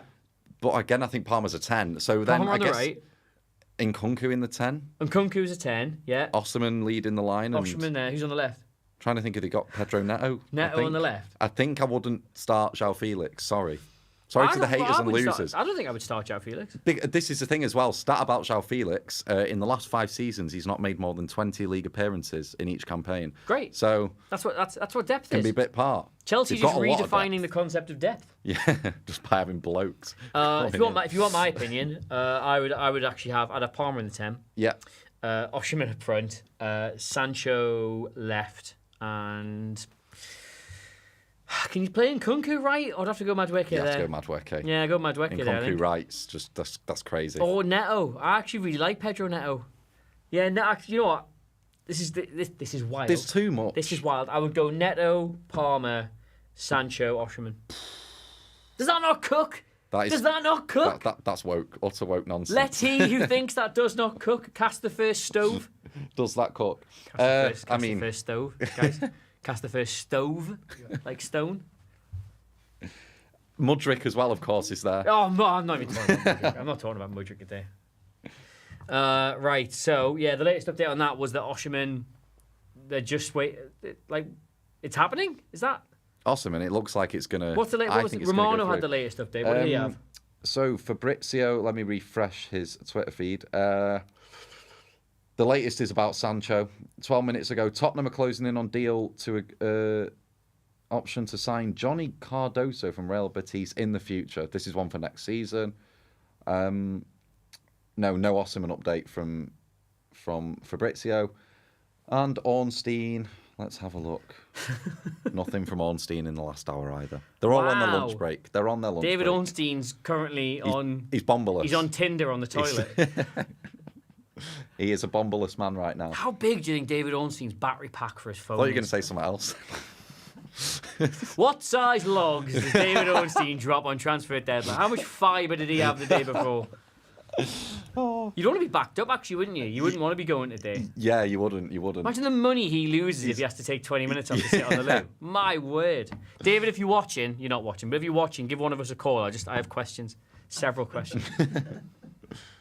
Well, we've got one reply saying that your system does cook. Does it? It does cook. Thanks, one person. There you go. Thanks, ma'am. What time is it? We're nearly at 4. Yeah, we're nearly at 4. We're nearly hit the first marker. So the plan today is we, much like David Ornstein, will need to eat and shit and have a drink of water and things like that. So every 2 hours, we're going to drop a 442 video on you. You may have seen it. If you have, apologies. Watch it again. It was probably really good. If you've not seen it, then it's a good recap. It's all transfer stuff. I'm trying to remember what got off the top of my head. Marc Guehi to Newcastle. Yeah, that's not happening. Joao Felix, which we'll probably do now because we've been talking about Chelsea. Ugarte, we got that. Ugarte to Man United went up yesterday. Your Gundogan video is in there. A couple of others. Lenny Oro, Solanke, maybe? I think I put in there. Lenny Oro, too long ago. That. Yeah. Maybe De Ligt to Man United. We'll go with, I think, the Chelsea one first. Yeah. Because it gives you... We've talked about them a lot. We've talked about Chelsea a lot. It gives you a big insight on how Maresca's Chelsea is set up, particularly why Joao Felix is a good fit for that team, and maybe alludes to some of the stuff that would make both Jadon Sancho and Victor Osimhen good fits for that. I have to kill another 120 seconds or something like that before because I want to do that bang on 4 o'clock. Should we see if there's any other questions? Yeah, quickly. Let's have a gander, some quick fires. I think people are just arguing about Chelsea. I will say as well, by the way, up to like 800 people. It was like every time I look, there's another 100. Yeah, it's going up. It's climbing up. I'm not going to tell you what I had a number in my head for if at any point during the stream we got that many, I would like sleep happily and well tonight. I'm not going to tell you what that is, but it's not there yet. Okay. So just I'm saying, if you're enjoying this and your friends aren't doing anything, why aren't you texting them? Like, why are you gatekeeping this? Like, if you're having a good time, why shouldn't they have a good time? In fact, I'll tell you what we'll do. We got any prizes? Prizes? Material prizes? Yeah, material prizes. What can we give people? Not on me. I will personally send you to where you live a signed copy of the new 442, signed by me and Adam and Johnny and Ali. We will all 4 of us sign it. I will send it to you for the best tweet somebody does promoting the stream. Deal. Get on Twitter. That is a good marketing If you post campaign. a link to the stream, and you'll have to tag either me or Adam in it so we actually see it. If you post a link to the stream, the best one that I see, either the funniest or the most inventive or anything, we will personally send a copy of 442. This is Todd Bowley level. Do you know what? Scheme. We have so many spare copies. We may do that on the hour every hour. Yeah. 1 an hour. I think that's a Our good editor, deal. James Andrew, may be watching this right now going, sorry, Not your magazine to give away, is it? It is today. So if James, if you're watching and I can't have it, I will personally go out and buy a copy of the magazine and we will send it to your house where you live, and you can either frame it or read it or do whatever you like with it. But that is for the best tweet that we see in the next half hour promoting this stream for us, because we're so close to that number that I want to be at. Ideally, you are in the UK, but if your tweet is so good, so good, and you're not in the UK, life will find a way. I will convince the company to pay me to fly out to give it to you. That will be my pitch for it. And with that, it's 4 o'clock. There we go. We got the Chelsea video loaded. Yep. Lovely. See you soon. Right, for the next 15, 16 minutes, please enjoy why Joao Felix is going to be a big success at Chelsea. Especially note the thing I talked about, which has already happened in real life. And we will see you back here in about 15 minutes. I'm going for a wee. Refreshed and unweed. Right, hello there, everybody. Arne Cleary from FourFourTwo here, and Joao Felix to Chelsea? No, me neither. Yep, no, that was the entire intro, right? Joao Felix is going back to Chelsea after he underwhelmed all season at Barcelona, after he underwhelmed for half a season at Chelsea. I am going to try and find the positives in this, but it's not exactly a transfer that gets your pants off, is it? Some talk right now is that such is the convoluted web of that is Chelsea's financial situation and transfer policy, that the only reason this deal is happening in the first place is because the Samu Omorodian, I can never say his name, that deal fell through, and Madrid can now not buy Conor Gallagher unless Chelsea give them a fat stack of cash to do so. So they just had to buy somebody, anybody from their squad, and as Joao Felix still has a Tesco club card and a Soho House membership, he made the most sense. But we're not getting into that, right? This is a tactics channel, and from a tactics perspective, Joao Felix, and I can't believe I'm saying this, does bizarrely make a lick of sense. And I know you'll find the positives in anything, this lad. So first up, let us look at the current Chelsea squad. Now, I will be fair here, right? I found this on Reddit. I think it was made by the guys at 90 Minutes, and it is slightly out of date, so it's not quite as bad as it looks. Now, obviously, this is way too many players, but they have moved Beach on. 𝗕𝗙-Gilchrist has gone on loan. Humphreys, I think, has just left today. 𝗕𝗫𝗧𝗥𝗔, is he at Southampton? I think I may have seen that somewhere. And I've just checked the internet, and 𝗕𝗊𝗍 has gone as well. Whoever that is. But, because it is slightly out of date, Pedro Neto isn't on this, so he needs to go on here along with Joao Felix. So that's like 5 young squad players out, 2 senior first-team players in. And that basically means of all the players in this area of the graph, you are allowed to pick 6 for any one game. So where the does Joao Felix go? Well, and let's get rid of this, all right? This was the starting lineup against Manchester City. And I can't believe I'm saying this, right? But for all the options Chelsea had in this game, all the subs they made, all the different things they tried to do, they were actually crying out, genuinely, for a player like Joao Felix. Because it's worth pointing out, by the way, this is not the sort of setup we were expecting to see from Maresca. He massively favours a 4-3-3, so it remains to be seen whether this is what his Chelsea side looked like or whether this is just how he wanted to set up to play against City. Because what we would normally expect is 1 player in the pivot, then 2 8 either side. And as we saw at Leicester, it's the role of one of these 8 to not just get up and sort of be a number 10, but to join in with the centre-forward play as well. But instead, against Man City, he had Caicedo and Lavia both sitting nice and deep, and he found a way to get Enzo Fernandez in this squad by using him simply as a number 10. And if you are a Chelsea fan and you really like Enzo, then I hope you won't mind me saying this, because I like him as well, but he was rubbish. Chelsea had genuinely very good spells in that game where they got on top of Manchester City, where they dominated the possession, they had them camped into their own box, and every time the ball fell to Enzo in an attacking area, his touch wasn't there. His instincts as a 10 aren't quite right. Like, don't get me wrong, there is a playmaking aspect to a number 10 where you're expected to drop off, get on the ball, create chances, feed your teammates, make things happen. Enzo's very good at that.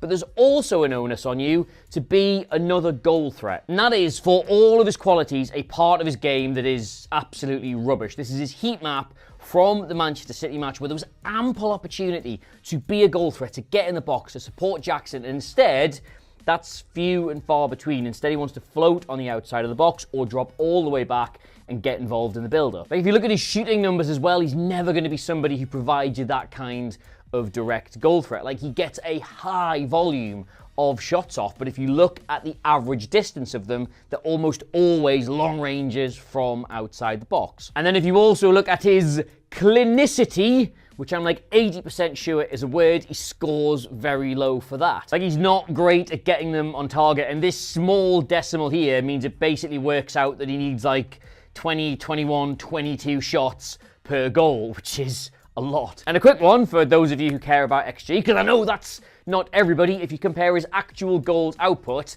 with the kind of output XG says he should have, he's even underperforming there. When you remove penalties from the equation, he is in the bottom 1% of Premier League midfielders for being good in front of goal. So, and I appreciate I haven't actually talked about the person who is the subject of this video, if Chelsea are amenable to playing this 4-2-3-1 and having someone in the pocket behind Nicholas Jackson, Enzo Fernandez, buddy, you just ain't that guy. But do you know who might actually be that guy?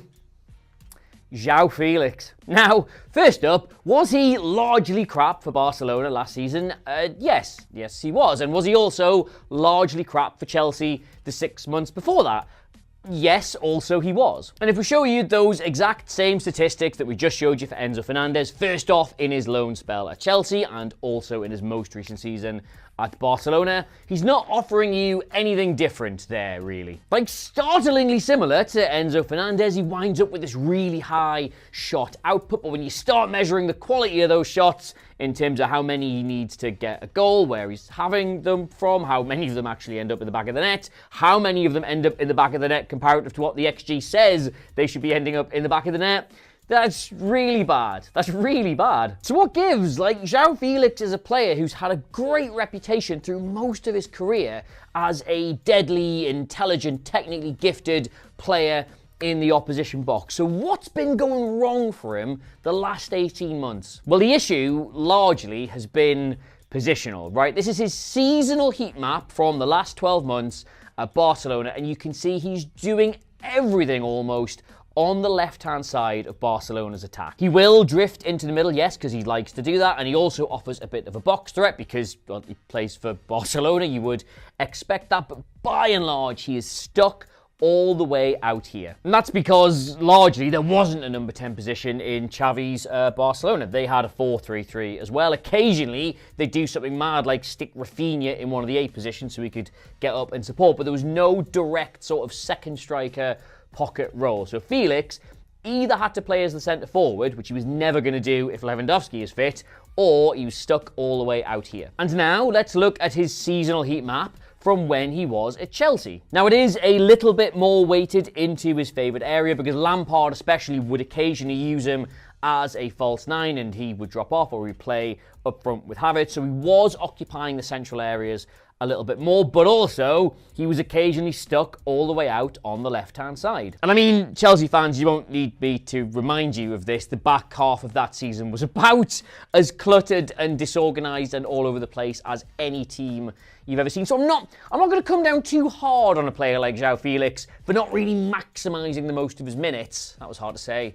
In the centre of the pitch. So, long story short, the nearer you can get Joao Felix to this favoured central area that allows him to either be a box threat when he's coming from a 10 or to drop off into it if he's playing as a centre forward and do a little bit of creation, the better he theoretically is, right? Well, if we go back one season further to when Madrid and Simeone were using him this way, those numbers then change dramatically. Like, he's still got the same high shot volume, but the quality of those shots is absolutely night and day. Like, they're way more accurate. They're from much better positions. When you compare them to the XG, starts to overperform, meaning there's a sort of deadliness to his finishing. And when you start looking through all his other stats from that season, you start to see the kind of player he's capable of being when he's used the right way. Like, his passing numbers massively improve as well when he's able to drop into the areas he wants to be in. He can create chances for his teammates. He can play the ball into the penalty area. He can play the ball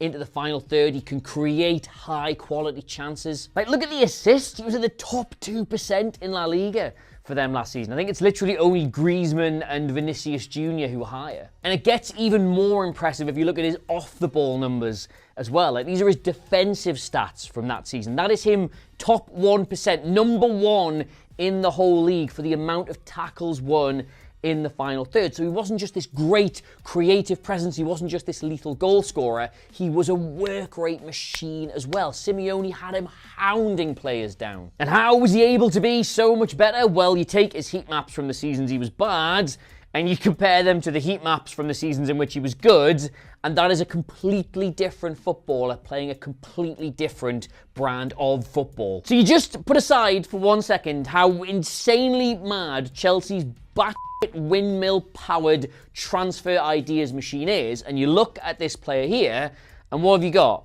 You've got somebody who, when you play a system that has a lot of possession, that squeezes the opposition back, that requires a box threat from midfield, that presses high, Joao Felix is one, undoubtedly, of the best players in the world at doing that. But on the flip side, when you play a weird, incoherent brand of nothing ball and you have to stick him all the way out on the left and just tell him to get on with it, he is dog eggs. And thus, perversely, this might work out really well for Chelsea, because if Maresca is going to go from this 4-3-3 into instead a 4-2-3-1, that is a position in which Joao Felix would arguably thrive better than any of the 8 million players they already have on their books. Like, just to give you the most direct comparison imaginable, right, this was an unbelievable chance for Chelsea to find themselves in 1-0 against Man City, and Fernandez just does not have the game brain to bring this under control and create something out of it. It just bounces off him like he's a training cone. You put Joao Felix in that exact position, and that is where he comes alive. Weirdly, my worry for Chelsea in this deal is actually not about Joao Felix, because the pieces do seem to line up quite nicely for him to slot into this team. My worry is that, given that we know Fernandez doesn't really sit comfortably as the pivot in a 4-2-3-1, my God, we saw that last season, this creates yet another world-beating star in this squad on enormous wages who now doesn't feel like they're an instant part of that first 11. Like, to put that another way, what I mean is that this is yet another Chelsea transfer that does not address one of the current problems in the squad, it merely creates one all of its own. Unless, and we'll whisper this one very quietly, unless the plan is not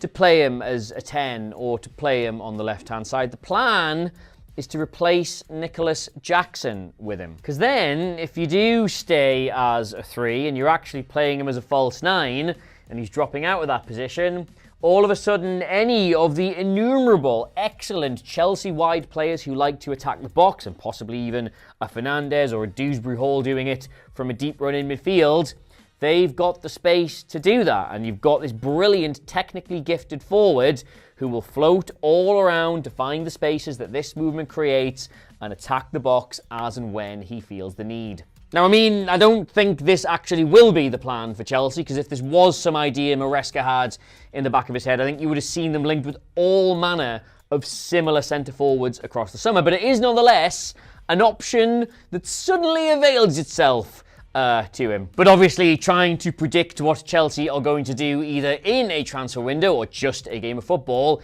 is probably the stupidest thing I could do on this channel, so we'll leave it there. Now, of course, if you are a Chelsea fan, the comments section is right there. I have no idea how to feel about this team going into the season. I was very positive in pre-season, but the more mad things happen, the harder it becomes to convince yourself that it's all going to come together. So, what do you think? All thoughts, feelings, opinions, and even just starting 11s at this point, appreciate it down there, so please do go and fill your boots. I'm down to my last 2 weeks of reminding you all about this, but me, idiot boy with no knees, bad heart, and generally just quite physically pathetic, I am doing the Great North Run sooner than I wish it to be, but I'm doing it to raise money for Mind, who are a mental health charity here in the UK. I'll stick a link down below if you'd like to read about why this is a very important cause to me and why I'd really like to raise as much money as possible. And if you have got a couple of quids sitting down the back of the sofa or in your back pocket, any donations do go so much further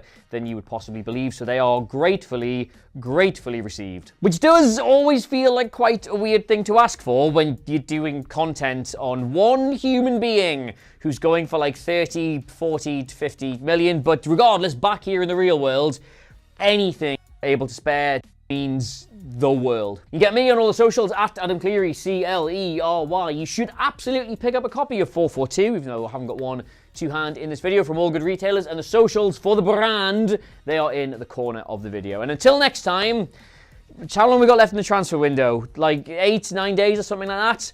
I've been Adam Cleary. Who knows what's going to happen? But I'll see you when it does. Goodbye. Hola. We are back after our break. Hope you enjoyed the video.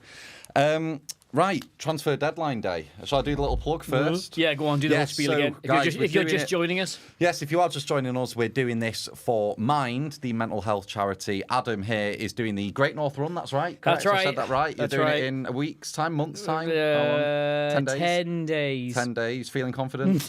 No. God, no. Well, anyway, Not even slightly. It's for a great cause, and the link is in the description if you'd like to generously donate. We would really appreciate it. Yeah, we got a couple of donations in the first 2 hours, which was very, very gratefully received. That's amazing. I'll do the spiel again. We did it at the start of the show, but I'll keep repeating it.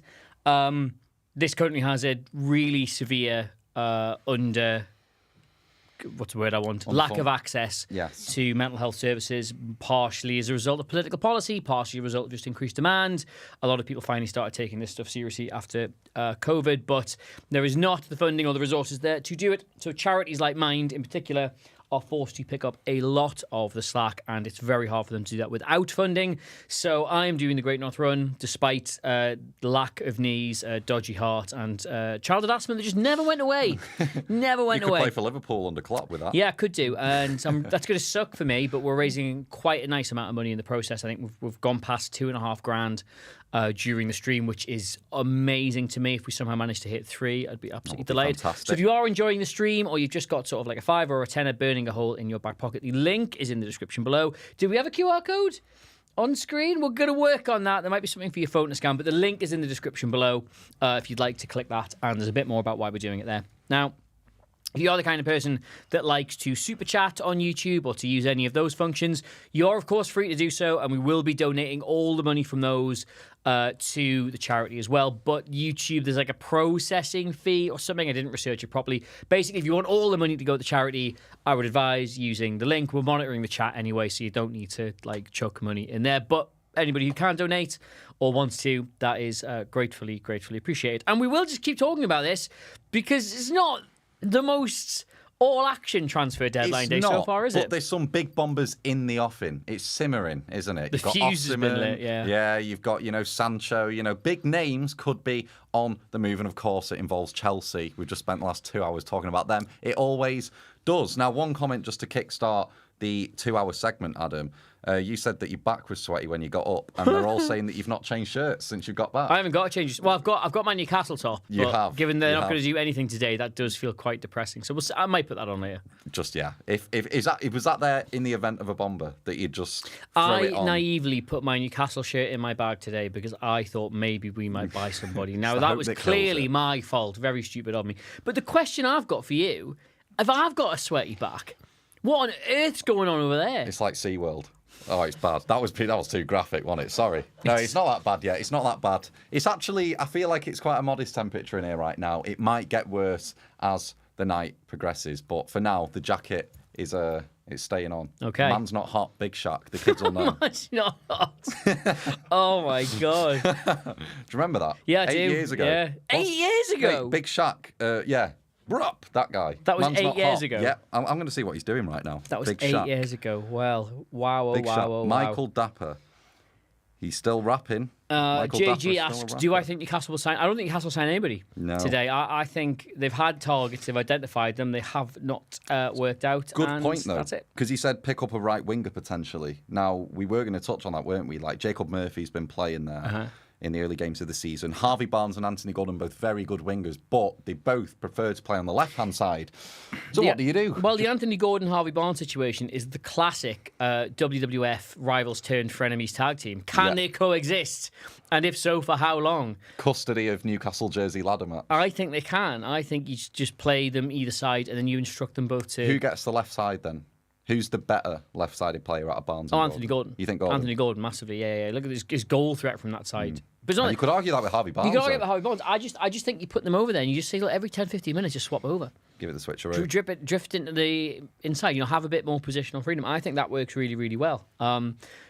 They've got two fantastic wide forwards. It shouldn't be as much of a problem as it is, but clearly, you want a proper right-sided attacker with the left foot, and neither of them have that. Well, Almiron does. Has he been cast aside a bit? I mean, it's one of them. He was red hot, wasn't he? Was it last season? Start of last season? Almiron condensed his entire Newcastle career into like 2 a weeks. 3-month period, right? If you spread out his entire numbers, they're just about okay.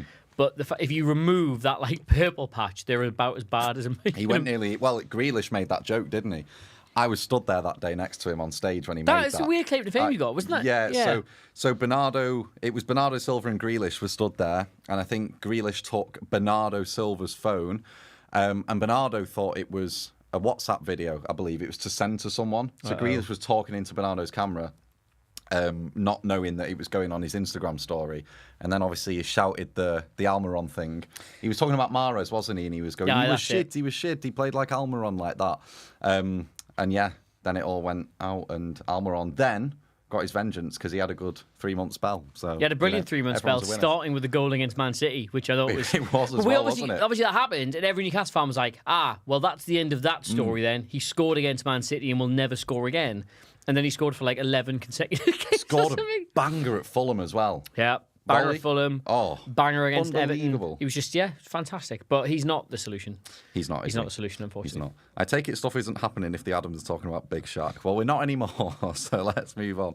Leicester should buy 𝗕𝗓𝗓𝗓 for striker. I like that striker. Adebayo for Leicester. Luton's big man. I liked Luton last year. Good shout. I really liked Luton last year. There was a lot to really enjoy about. I thought Callum Morris was really, really good.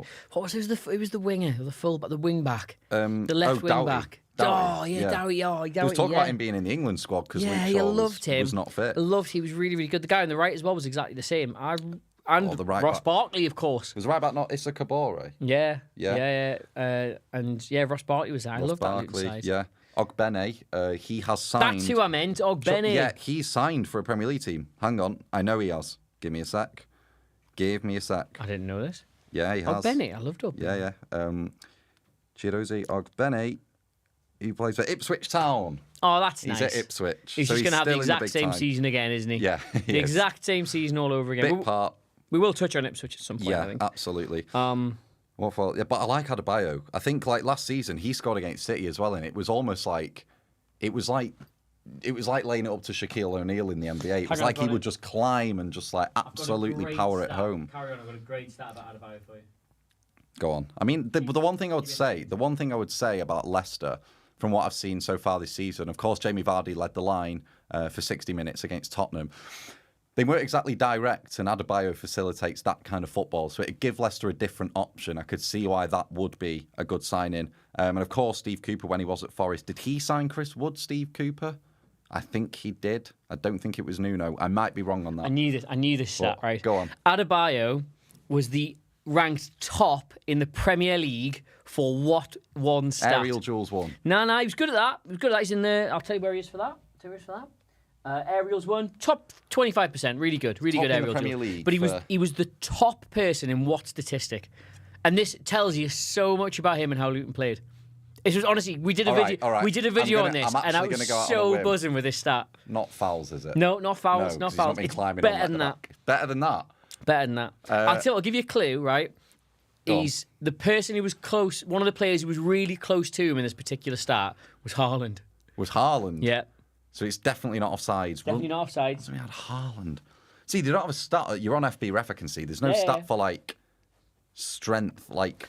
So he's really Go on. near the top for goals per shot. So he was like technically one of okay. the most lethal strikers in the league. Top 2%. Not headed conversion rate. It's not that. No, it's not that. Like I'll give it. So he had 0.3 goals per shot. Mm-hmm. So he only Right. needed 3 shots to get a goal. get a goal. So he had so few chances, but scored a lot off the back of it, right? But that's not the stat, and it's not even goals. He had goals per shot on target. It was 0.7. So it's for even better. Every 0.7th time he had a shot on target, he scored from it. Because I never saw him shoot with his feet. He was heading it from within 4 yards. Right. So I'm on the right was, lines. What was this? Those two stats, by the way, is like second Yeah. or third close. What is the stat he was top for? It's my favourite stat from last Right, season. go this. on, That's go my on, just favourite say it. stat. Go on. Average shot distance. And it was the closest. Nobody had, on average, their shots from closer to the goal That than makes Adebayo. perfect sense. 9.8 yards on average. Hook to the back post. Bang. 9.88 yards. 9.8. So that's a quarter of the penalty spot length. Yeah. That's 25% closer to the Yeah. goal than the penalty spot. So you're looking near, between That's the penalty brilliant. spot That's and 6 average yards. as well. That is beautiful. So for every time he had a shot from the edge of the box, he also had a shot from Here's 0 one then. yards. let me go on. Let me go on understat. I want to see what his furthest shot was. Whereabouts it was. I bet you he didn't have one from outside the box. That's my favourite stat, that. I know it's such a stupid thing to look at, but like, shortest shot distance in the Premier League. That is ludicrous. Wait, let's have a look. Elia. Would you like to, just out of interest, would you like to know who had the highest average shot distance of all the strikers in the Premier League? Of all the strikers. It's not, I don't think it's guessable. Darwin Núñez. Nah, I don't think it's guessable. So this is furthest away. Furthest away on for all average. the strikers. The average last season for strikers in the Premier League, I'm just looking this up now, I don't know this, yeah. was 14 yards. 14. So 14 just further back yards. from the penalty spot. So someone further away. The average, Who is a the striker. highest player with average, the average was 19. He had 19.4 yards was his So someone average who's shot. getting very frustrated. It's not. I don't even know who he plays for, actually. Oh, okay, right. So if you don't know who he plays for, I might then as it well can't say, be. look again. Go on. It was Wilson Odibe. Wilson Odibe. He's signed for Tottenham now. He was play for Burnley. Well, he is the anti Adebayo. Yes, and he's also a very good dribbler, Wilson Odibe. He can actually go to Tottenham soon. I just wanted to see. Is that not a great stat? Is that not blow your guys' minds that we know that stuff and talk about it? The average distance they were shooting from.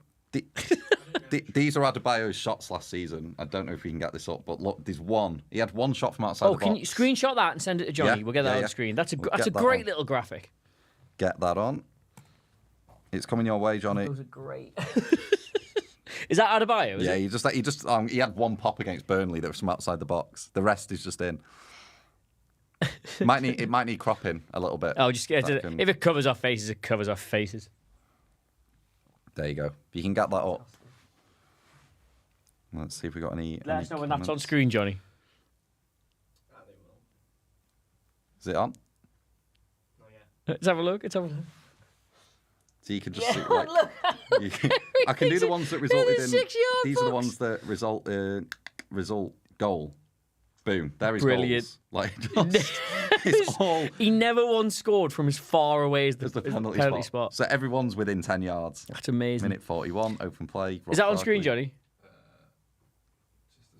Look at that XG of his goals as well, like 0.65, 0.7. That's he must have the highest XG in the league or something. Haaland, maybe. Actually, not that good. You know, he had his chances were great, but he didn't have many of them. That's such a is mad insane. stat. We spent the first half hour of this section talking about Adebayo's Just shot where he position. shoots from. We got it up? Yeah. Lovely. So we can see that there. So, right, I just want to explain this graph to people, right? These are where Adebayo's shots are from, right?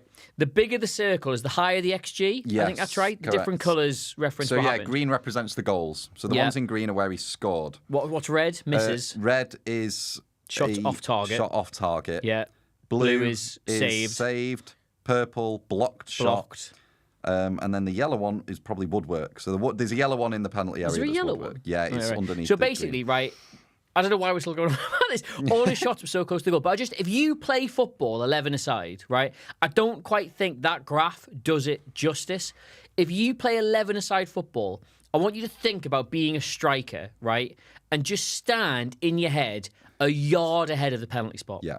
Actually, where's 9 yards there? 9 yards. So if you stand... 9 yards is between the 6 yard If and you the penalty mentally visualise standing halfway between the penalty box, between the penalty spot and the 6 yard box, right? How big that goal is to you, how close you are to the goal. Now imagine you're a Premier League striker and on average, all your chances come from there. Within that. That's insane. That's where I'm a goalie and that's where I stand. So in short, I want this man to sign for Leicester. I Is that want what him we were back in talking the about? Premier League. The initial get him back. question is open Pandora's box. We've just gone off on one on this. But yeah, no, someone said he should join Leicester. He's still at Luton. Great. He scored on the opening day against Burnley, although Luton lost 4-1. I think I'm right in saying that. Or it might have been Tahith Chong that scored, actually. But he's still a great striker. I really like what I saw last season. Is that the guy from What Culture? Yes, it is.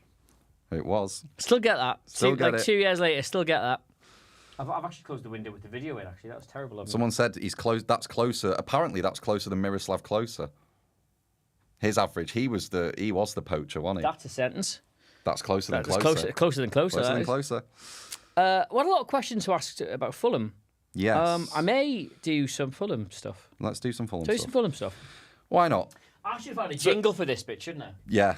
Adam's going to go and do his He's going to tactics. stand over at the other table. He's not going to change the players because that would take too long. So, you know who they've brought in then yet? Who? Fulham? Yeah. No. So they got Anderson from Palace. Yeah. They got Smith Rowe. Yeah. They got Sanderberger. Oh, I thought you meant like in the last few minutes. Oh, no. I'm just talking generally. Okay. Hi, everybody. You know how like in proper studios, there's like a light that tells you which camera is on. We can't do that. Thanks, guys. Fulham. I've had a few requests to talk about Fulham, not least of all from 442 editor James Andrew, who's always like, why don't you do Fulham videos? Why don't you do Fulham? You puke. He doesn't really call me that. So Fulham. Very interesting this year because Fulham find themselves in the same position tactically as they found themselves in last season. What position was that, Adam? Sorry, say that again. I was reading Fulham the comments. find themselves yet again facing a season where they have the same tactical quandary that they do last season. Which is? Any guesses? That Fulham's tactical conundrum. Yeah. They had the same one last season, but in a different way. Okay. Oh, that's so You guys know at home? It's got to be something involving the defensive midfield and Pellegrini. Well, it is, but that's not the same as it was last year. Okay, so their conundrum is we don't have a ball winner in there now, like Pellegrini. So you know what? You can't see the wood for the trees, Adam. You can't see the wood for the trees. Gentlemen, any guesses? What do you think Fulham's tactical conundrum is? What about you at home? Anything in the comments? I can't currently see it, but maybe one of you will get it right. How do we play long ball with the swimming pool around? It's how do we replace our best player? Who did Alexander Mitrovic departed for Saudi Arabia okay. after scoring 4 million goals for them. Whoa. Rodrigo Muniz has been shit hot in the last 3 months of the season. Yeah, but at the start of last season, what was their big tactical conundrum? We have to replace our best no one's player. scoring. But then they fixed it. But they fixed it. But that was the conundrum. Oh, so it's been fixed? Yes, but that's the past. Oh, This is okay, the right, present. okay. But you said they've still got it. No, it's the same problem. Oh, okay. It's just repeating. I'm learning. It's the repeating. Oh, okay. If I have pizza on Friday and pizza on Saturday, that's not the same pizza on Saturday. No, it's even not. though you could say I'm still eating pizza. You have got a problem though. If There that's you the go. case. God, I'd love to kill some pizza right now. Anyway, God, right. You look at your cute. Right, so Fulham, same tactical conundrum as last season. They've lost their best player. Last season it was Alexander Mitrovic. He departed for Saudi Arabia. They needed to find where the goals were going to come from. But as Adam I get it now. So they've lost their best player into. Sorry. Yeah. Now, class, go on. Crisis at Fulham. They lost their best player. They had to replace where all the goals are going to come from. They were very reliant on how Mitrovic scored and how he finished chances in and around the box for how they played. They lost him. Now, as Adam Munn correctly points out, by the end of the season, that had been replaced. But there were points last season, I'm sure we'd all agree, where they were struggling. They took a really heavy defeat to Newcastle, as alluded to in our Miguel Almiron section. Nobody was really sure how this was going to go. Was it too much to replace? There wasn't a natural goal scorer. Bobby De Cordova-Reid. Who's he? Know what's going to happen there. But eventually they did get it together. They fixed it. Muniz looked fantastic. And they're back in a good place. Then, this summer, Joao Paulinho, finally packed his bags and heads to, here's a sentence, Vincent Kompany's Bayern Munich. Who would have thunk it? How did that happen? Anyway, so he's gone. So now Fulham find themselves in the exact same position. How do we replace our best player? Because Paulinho was their best player. Now, theoretically, Fulham have been lining up in this 4-2-3-1 in the first 2 games of the season because they've bought the biggest interesting transfer, Emile Smith-Rowe. And he is, quintessentially, at his heart, a 10. However, Marco Silva plays a very particular brand of football that kind of precludes Emile Smith-Rowe from being a classic 10, in my opinion, because they are absolutely this 4-2-3-1 out of possession. In fact, they even will press as a 4-4-2, as a lot of teams tend to do.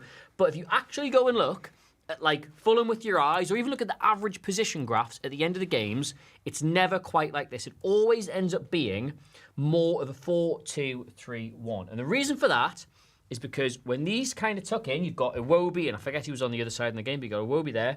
You end up with the 2-8. It was Adama Traore. Adama Traore and 𝗬𝗏, well remembered. They play slightly more inside. You get loads of support from the fullbacks. And the whole point of this system, which is pull everybody else up, is these triangles here. Marco Silva's entire brand of football. Obsessed with triangles. Loves triangles. It's like me with cheese when I was a kid. Remember Dairy Lee triangles? It was so delicious. Is he signing for Liverpool today? Who, Dairy Lee triangles? No, Chiesa. Chiesa, there we are. Cheesier. Right, there we go. You get these, hang on, where's my little graph? Because I have which players they were. You end up with these little triangles. Now you got 𝗬𝗏 and Adama Traore, there you go in there, but you got the 2 fullbacks, and Emile Smith-Rowe, I think I'm right in saying, ended up on the right-hand side of it against Leicester. And the reason you do that is interchanges.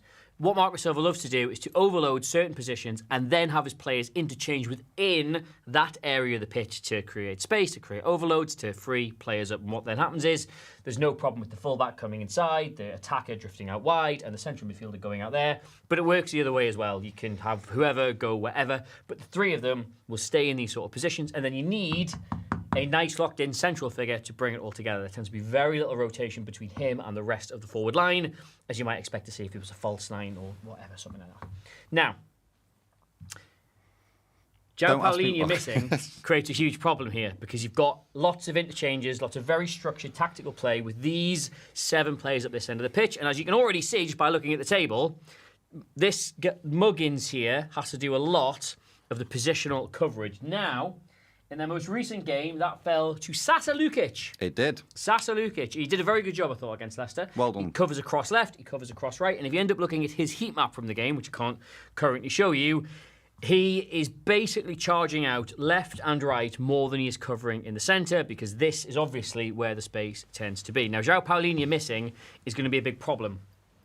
A big problem for Fulham, because he was the absolute undisputed king at winning the ball back in transition in the Premier League last season. He would stop things happening just like that. Now, you've said, who have they bought? They bought Sander Berge. They bought Sander Berge. Yeah. Sander Berge can play in that position. He can. Indeed, there was some talk Newcastle they went in from very recently. Now, Sander Berge, I'm going to get into unsolicited, what was it? Unverified, what was the word? The hot take thing we've got. Yes. Unsubstantiated hot take, ill-researched, poorly thought out, but I'm going to say it anyway. I don't think Sander Berge has the legs for that. I think he's I think he's got that dog in him. I think he's absolutely up for that position. Plenty of players have got that dog in them. But I think as aggressive and as high as Fulham are going to want to play, as front foot as I think they're going to be with Smith-Rowe in the side, with 𝗬𝗏 in the side, with Traore in the side, I worry if he's got that left to right coverage in that position. Can I just say, about Sander Berge, and I don't want to come across as uneducated in this, but he's one of the he's been present at top level football for the last 3 or 4 years, and I can't remember one thing he's done with a ball. He's played for Burnley, Sheffield United, and he just does nothing. I don't know if he's a target man, a box crasher, a DM. I'm not really sure. And I am now rambling because I just wanted to rip into Sander Berge for a second, but Adam is getting some tactics up promptly. He's nearly there. His arms are flailing about as he tries to open the graph. But yeah, Sander Berge, I don't really get him. I also don't really know why Manchester United were apparently interested in him. But that will lead us nicely on to Sofyan Amrabat later, who is not coming back to United for many reasons, one being that he's bad. Like Sander Berge. Like Basically, Sander I was Berge. just slagging him off. I don't know what he does. He might have that dog in him, but I can't remember one thing Sander Berge has done with a football in the last 4 years of my life. Wow. He's like Men in Black have just got the pen and gone. Psst, Johnny, can you have that graph on screen, please? ran over. These are not bad numbers. These are his defensive numbers. In fact, Adam, could you do me, while I'm talking about this, could you quickly pop to FBref and get the defensive numbers for 𝗕𝗫𝗓𝗓 for the last 365 days and send them to FBref. Johnny, because I'll be making a comparison. Yes, Sander absolutely. Berge, these are his numbers. Actually, are they on the side of the screen, Johnny? Should I be moving? Are they there? Just wait. Are they anywhere? They'll be on your right. Right. So, when these appear, which you'll see in a second, these are not bad numbers by any stretch of the imagination. These are the kind of numbers of a player you would go out and buy to replace 𝗕𝗫𝗓𝗓, I think. Clearly, he has enough about him to win a tackle. You can see that the winning the ball back in like the various areas of the pitch is pretty good, but it drops off quite considerably in the final third, and that tells you he's not used to playing in a team that's going to be pressing particularly high. Like, circumstances may allow him to go win the ball back there from time to time, possibly after a set piece or something like that, but certainly not that he's going to be going out on the front foot and winning that ball back. Now, the major area of concern for me in here would be, I'm going to see if I can point to this exactly, right? I can't see it, right? Tell me if I get this right. Would be his interceptions. Have I pretty much got it? Up, down, there. Say hot, cold. Have your finger a bit further out towards you. Like, bring it to your body and up a little bit. There you go. Interceptions. Is that right? Yeah. Great. Or his interceptions, which I'm told are right here. Now, obviously you're going to want a player who wins the ball back. You want somebody who's better in the tackle. But interceptions, to me as a statistic, always indicate reading of the game. Because, yeah, players will make a bad pass and it will just come to you from time to time. But to score high on interceptions, you have to be reading that game better than the player with the ball at his feet is able to read it when they're in possession. Now, that is not a good score for interceptions, which tells me being in that position, being primarily charged with cutting out the counter-attacking threat, snuffing things out high, that's maybe not his game. Now, obviously, it's very early days on that transfer. I don't even think he's even been dropped into that position for Fulham yet, unless I've missed that in their first game. It may just be that's a situation circumstantial in the previous clubs he was playing for. It might just be because he wasn't really asked to do that a lot last season. He may improve dramatically, but if I'm Fulham, I'm very excited about everything going on here. I actually think there's no team we couldn't hurt with this arrangement up front. I am concerned about what's going on here, which theoretically means there should be a very exciting team to watch this year. Game of basketball. Would you like to compare with 𝗕𝗫𝗓𝗓𝗔? Yeah, just to give you the comparisons to all of this. His interceptions, 1.53 per 90, top 11%. Have you sent it? Oh, sorry, no. Oh, that's what it's I was not. just- I They thought I was can't just see like- that, can they? They can't. One sec. God That's what it is, though. almighty. Probably really, really high. I've not even looked. I would like to point out, soon, 𝗕𝗫𝗓𝗓𝗔 stats will be here, and I haven't checked them, so I could look a mug. No, they look supreme. Wait till you see this. Well, wait. I've I'm not seen going anything to, like this in the history of FBref. Load this up. Honestly. I ain't ever seen the like. This is all of his defensive stats, by the way. He's in the top 1% for 7 stats. 7? 7. It's preposterous. 7 It's stats? preposterous. Well, they're going to be here in a second, I presume. I'm just kind of waving my hand around here. What camera, Johnny? What camera is live? Oh, that one. Oh, well, it's just. Oh. They're now covering you because the screenshot. Oh, That was the other side. We get rid of. Can I get I'll between? show you my screen so you can just see what you're talking about. Well, yeah, that's Fulham. That's what you had. That's the level of defensive coverage you had in that position. And if you compare that to Sander Berge's, that's not like that is a drop off. Absolutely. In fact, I would word it thusly: that is a challenge for him to then go and match those. Yeah, which he's not going And if to. they don't do that, Fulham get into a big old mess. are going to get caught in transition, That's baby. the word. Right, I'm going to come back now and talk about all the transfers that have happened in the last 10 minutes. We'll do a quick bomber sit rep. A bomber sit ref. Oh, Cardiff agreed deal to sign Rocco Simic from RB Salzburg. Awesome. That's great. Good for them. I've been waiting for that one. Anything else? Ornstein's not. Oh, Wolverhampton Wanderers reach agreement with Ajax to sign Carlos Forbes, the guy from City. 20-year-old striker, winger, can play across the front three, fast, pacey. Almost, to be fair, similar to what they've lost in Pedro Neto, actually. Quite like for like. Do you know him? He was top scorer in City's academy one season. Wow. And then went to... Is that good? Yeah. Considering he played like... Who did he come through with? Oscar Bob's generation of players. And he's just had a season at Ajax where he's done very, very well. And bought, I believe, so that's for 13.5 million euros. I think City sold him for more to Ajax. Might be wrong about that. But it's in and around the same figure that City sold him for. So, yeah. If you were a Wolves fan, how would you feel about that? If you are a Wolves fan, I would be excited by that. I think he likes to play off the left, right-footed, cut inside, quick, strong, pacey. That's all I can say. It's hard to really... I've seen him at PL2 level. I've not watched the Eredivisie. But, you just call it PL2. It's called PL2, isn't it? Premier League 2? I like that. PL2. Abbreviated. But he's exciting, and it's something that you've lost in Neto that you're hopefully going to regain. So, yes, that's that. Which teams haven't we covered? We said we... Sorry, just great comment from Connor Wilson there. 𝗏𝗏𝗧𝗏𝗏 is a big, clumsy boy. He is. That's it. He is. He's a big, clumsy boy. Gangly... Again, I want to talk about The Office, but have you ever seen the Og monster from The Office? He's just this big bloke. It's Stephen Merchant, but he just gangles in. The Og monster. He's the character in The Office, but it's Stephen Merchant. Do you know what I'm on about? He comes in, he gets bullied, he goes home. That's Sanderberg.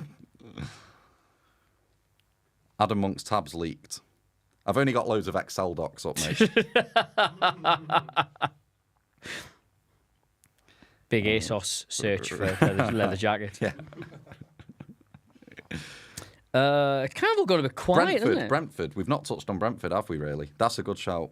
Let's see. So, well, they're losing Ivan Toney. I guess that's a point of discussion, isn't it? Because they didn't have Toney for large parts of last season, obviously, because of the betting situation. And they adapted very well without signing anyone because they made 𝗕𝗏 and Embeumo the primary goal scorers in that team, almost playing... Would you say they were playing up front together? I mean, I think Brian Embeumo is almost like Mo Salah in that role he plays. It's kind of off the striker, Brian right-hand Embeumo side. he's a forward, he's a striker, Yeah, but he Jared prefers... Bowen kind of mould. Dare I say it? Right. Like, not dissimilar to Mbappe. Okay. Like, I know that sounds like a ridiculous... I would say he's like Bowen or Salah. Yeah, okay, that seems more sane, doesn't it? That seems more sane, yeah. He's a good player, though. He could definitely play for a top six club. But yeah, I feel like they've already fixed the Toney issue.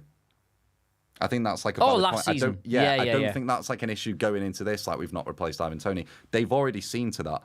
It's just how can they grow and develop that team? And they've signed Fabio Carvalho, which is maybe a profile that they didn't previously have. Yeah, Carvalho was a really interesting signing for them. Really interesting. Number 10, isn't he? Likes to play in the pockets. And like, they've had Keane Lewis Potter, who likes to play off the left, if I'm not mistaken. 𝗏𝗏𝗧𝗏𝗏 Damsgaard can sort of play in Keane Lewis positions. Potter, one of those names I refuse to believe is real. Yeah, he should be at Bournemouth, shouldn't he, with a name like that? A privately educated name like that, double barrel. But Fabio Carvalho, I think, is an interesting signing because it gives them something they've not previously had. I don't know, I think Thomas Frank he's never really gone with the 4-2-3-1 system, but it opens up that possibility to do that now. If you want to play 𝗕𝗏𝗧𝗏𝗏 and Embeumo wide and maybe play a striker up front. I believe they have signed a forward, and I just need to double check who this is. I'm just going to say this. I thought Thomas Frank should have got the Liverpool job. Bold claim. I thought that was my one pick for the Liverpool job, Thomas Frank. I thought what he does and what they needed, I thought he was absolutely perfect. That's for that. it. Igor Thiago they've signed, who's like their new striker, 33 million euros from Club Brugge. Can't say I know a lot about him. Igor Thiago. He's It's a scary name and a half, isn't it? He's dual nationality. Guess what? 2 countries. Igor Thiago. Guess what? Romanian and Spanish. Brazilian and Russian. Igor Thiago. I'm giving myself that. 23 years old. Igor Thiago. But I think that's something that Thomas Frank will look to do now. 4-2-3-1, 𝗕𝗏𝗧𝗏𝗏 and Embeumo, hugging the width. Igor Thiago up front and Fabio Carvalho in that 10 position. I think he came on. Who did Brentford beat? Was it Palace on the opening day to make his debut? Looked pretty good. They've also signed Sepp van den Berg, who was, of course, at Liverpool.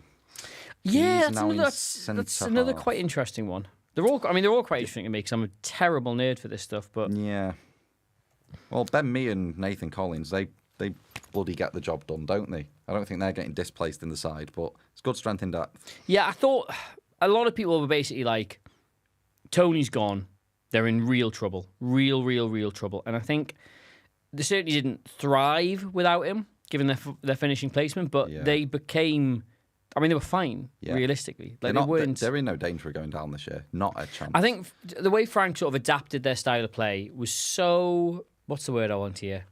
It was so pragmatic. Like, it was so, like, just in tune with their situation. They weren't trying to play a way that they couldn't out of, like, you know, pride or ideology or anything like that. They became so compact. They became so difficult to break down. They became much better on the break. Like, all of a sudden became one of the best transition teams in the league for large parts of last season. Yeah. And I think Ivan Toney leaving Brentford is so much better for Brentford than it is for Ivan Toney. Yeah. Like, every single press conference Thomas Frank has had for the last, 9 months, first question always about Ivan Toney. Yeah. First it was about the ban, now it's about the transfer.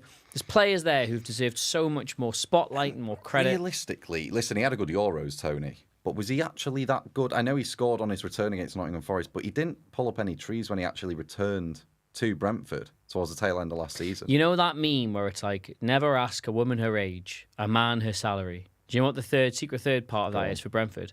Never ask a woman her age, a man his salary, or Ivan Toney what his non-penalty goals contributions look like. I saw that on Twitter yesterday, and it just came to me as you were saying it. Yeah, penalty merchant, free kick merchant. It's not... Washed fraud, goodbye, off to Saudi. Okay, well, I wasn't going... It's 𝗕𝗫𝗧𝗥𝗔 season. I wasn't going that far necessarily, but Ivan Toney's numbers, which I think a lot of people use to really sort of inflate, is sort of standing. Oh, I'm here. I'm seeing now in the chat. 𝗕𝗫𝗧𝗥𝗔, this is a crisis. He's injured till next year.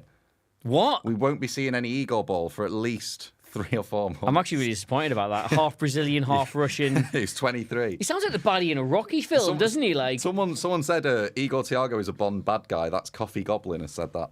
Great. 𝗕𝗫𝗧𝗥𝗔. Yeah, so like non-penalty goals.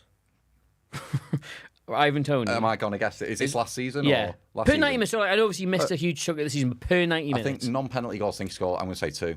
No, but no, I mean like 1 in. Oh, so like in the games he played, I'd say 1 in 7. It's 1 in 4. 1 in 4. Which okay, is still, I overstated it. That's still not great. It's not Ollie Watkins. It's not Ollie Watkins. And I know 1 in 4 probably sounds all right if you are taking the penalties, but that puts him in the bottom 25% of strikers. Like that's a really low. Yeah. Like that's the bottom quarter of Premier League strikers have a strike rate non-penalty of 1 in 4.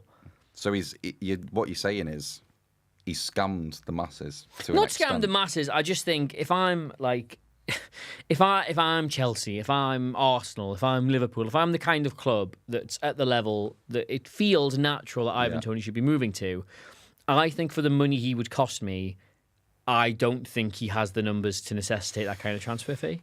Yeah. I think Toney at Arsenal or Chelsea or Liverpool or even Man United or anybody, as not your first choice striker, is one of the best acquisitions you could make. Gives you something different. Like you saw that from the Euros. Yeah. Like he was great at the Euros, but he was great coming off the bench. Like when we had to start somebody else, When we had to go long, it was always going to be Watkins. wasn't it? Yeah. If you had to start someone over Kane, you were always going to start Watkins, weren't you? Yeah.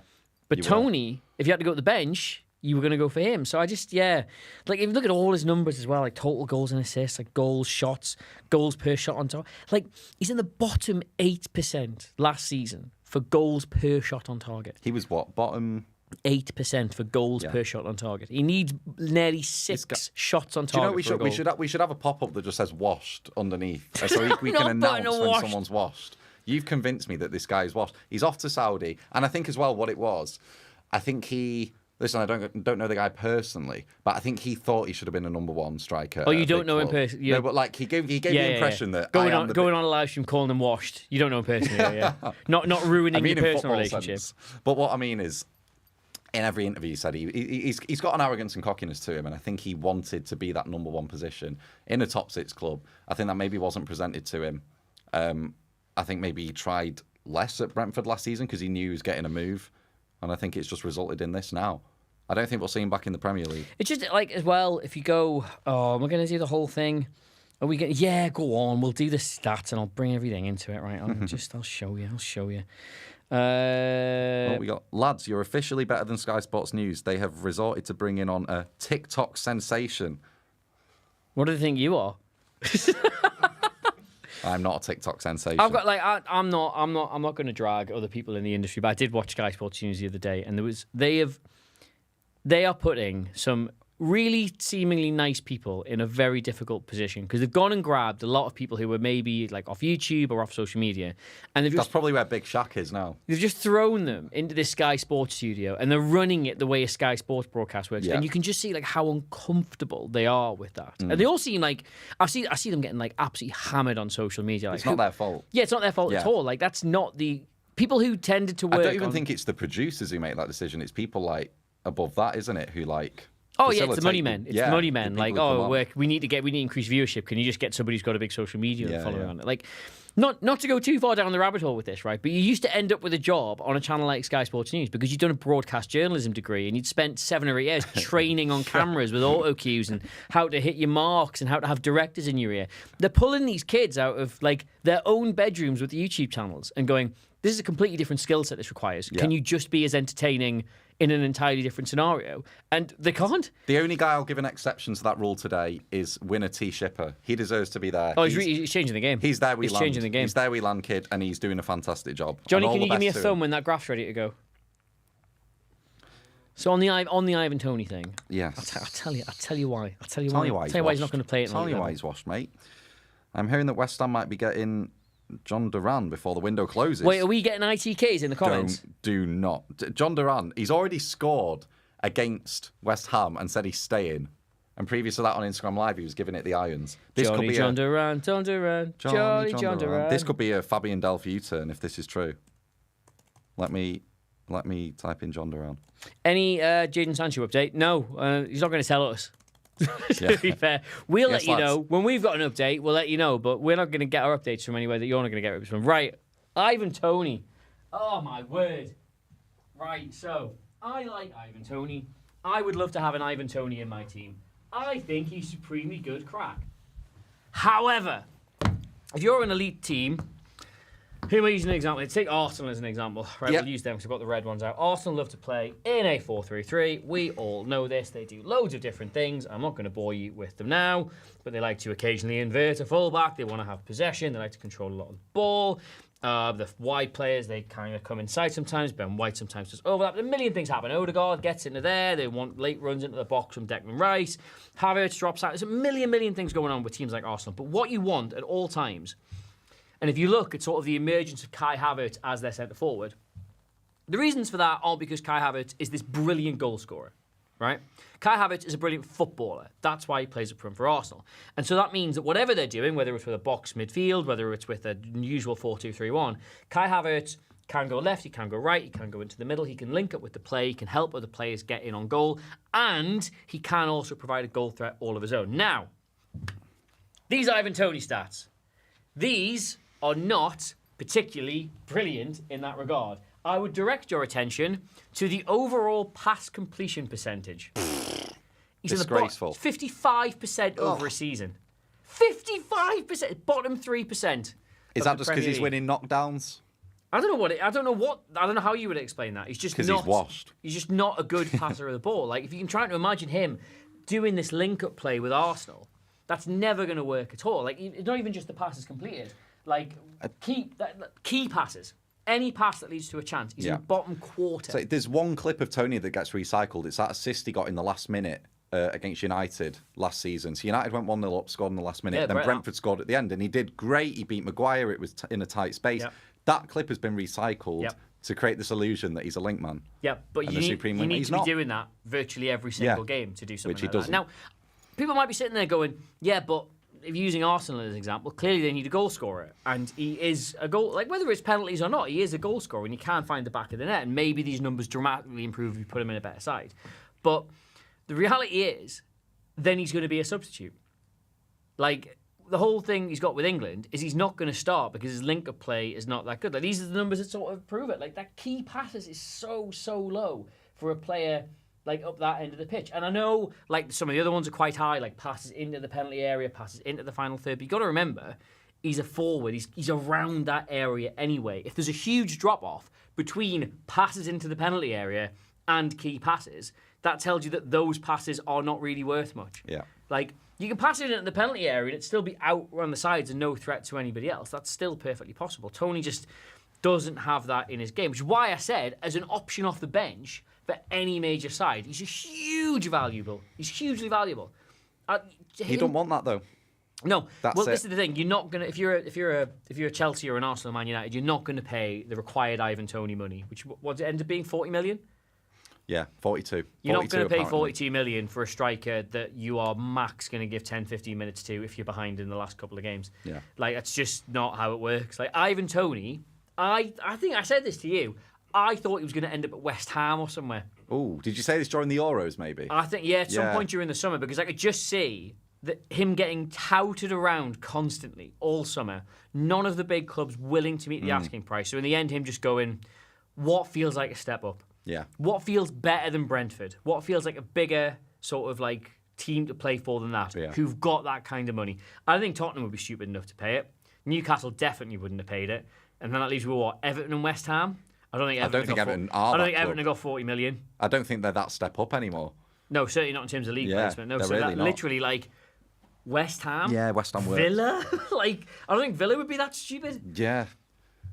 I thought United maybe would have gone for it, but listen, he's gone to 𝗈𝙊𝙍𝙍𝗀. I don't know what he thinks about that, whether that's a step up.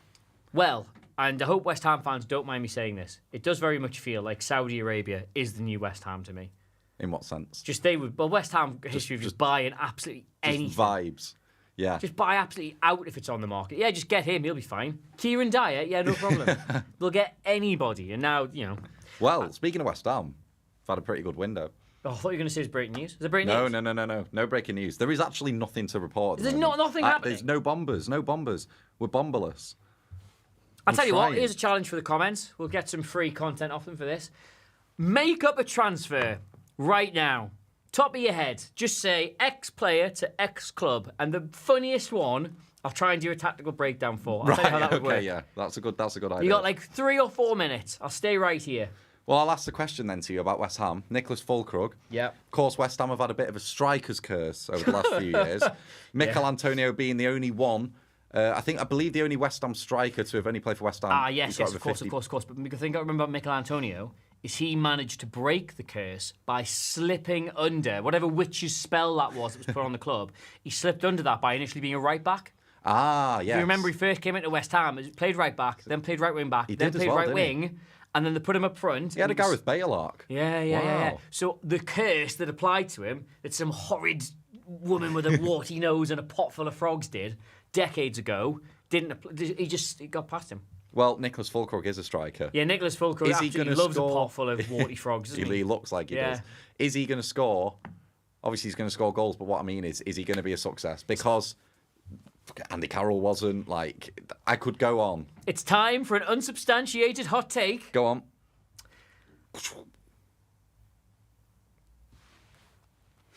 I firmly believe Nicholas 𝗂𝗏𝗏 will score 10 goals this season, but he will have scored at least 8 of them before Christmas. Right, okay. So he's just going to dry out.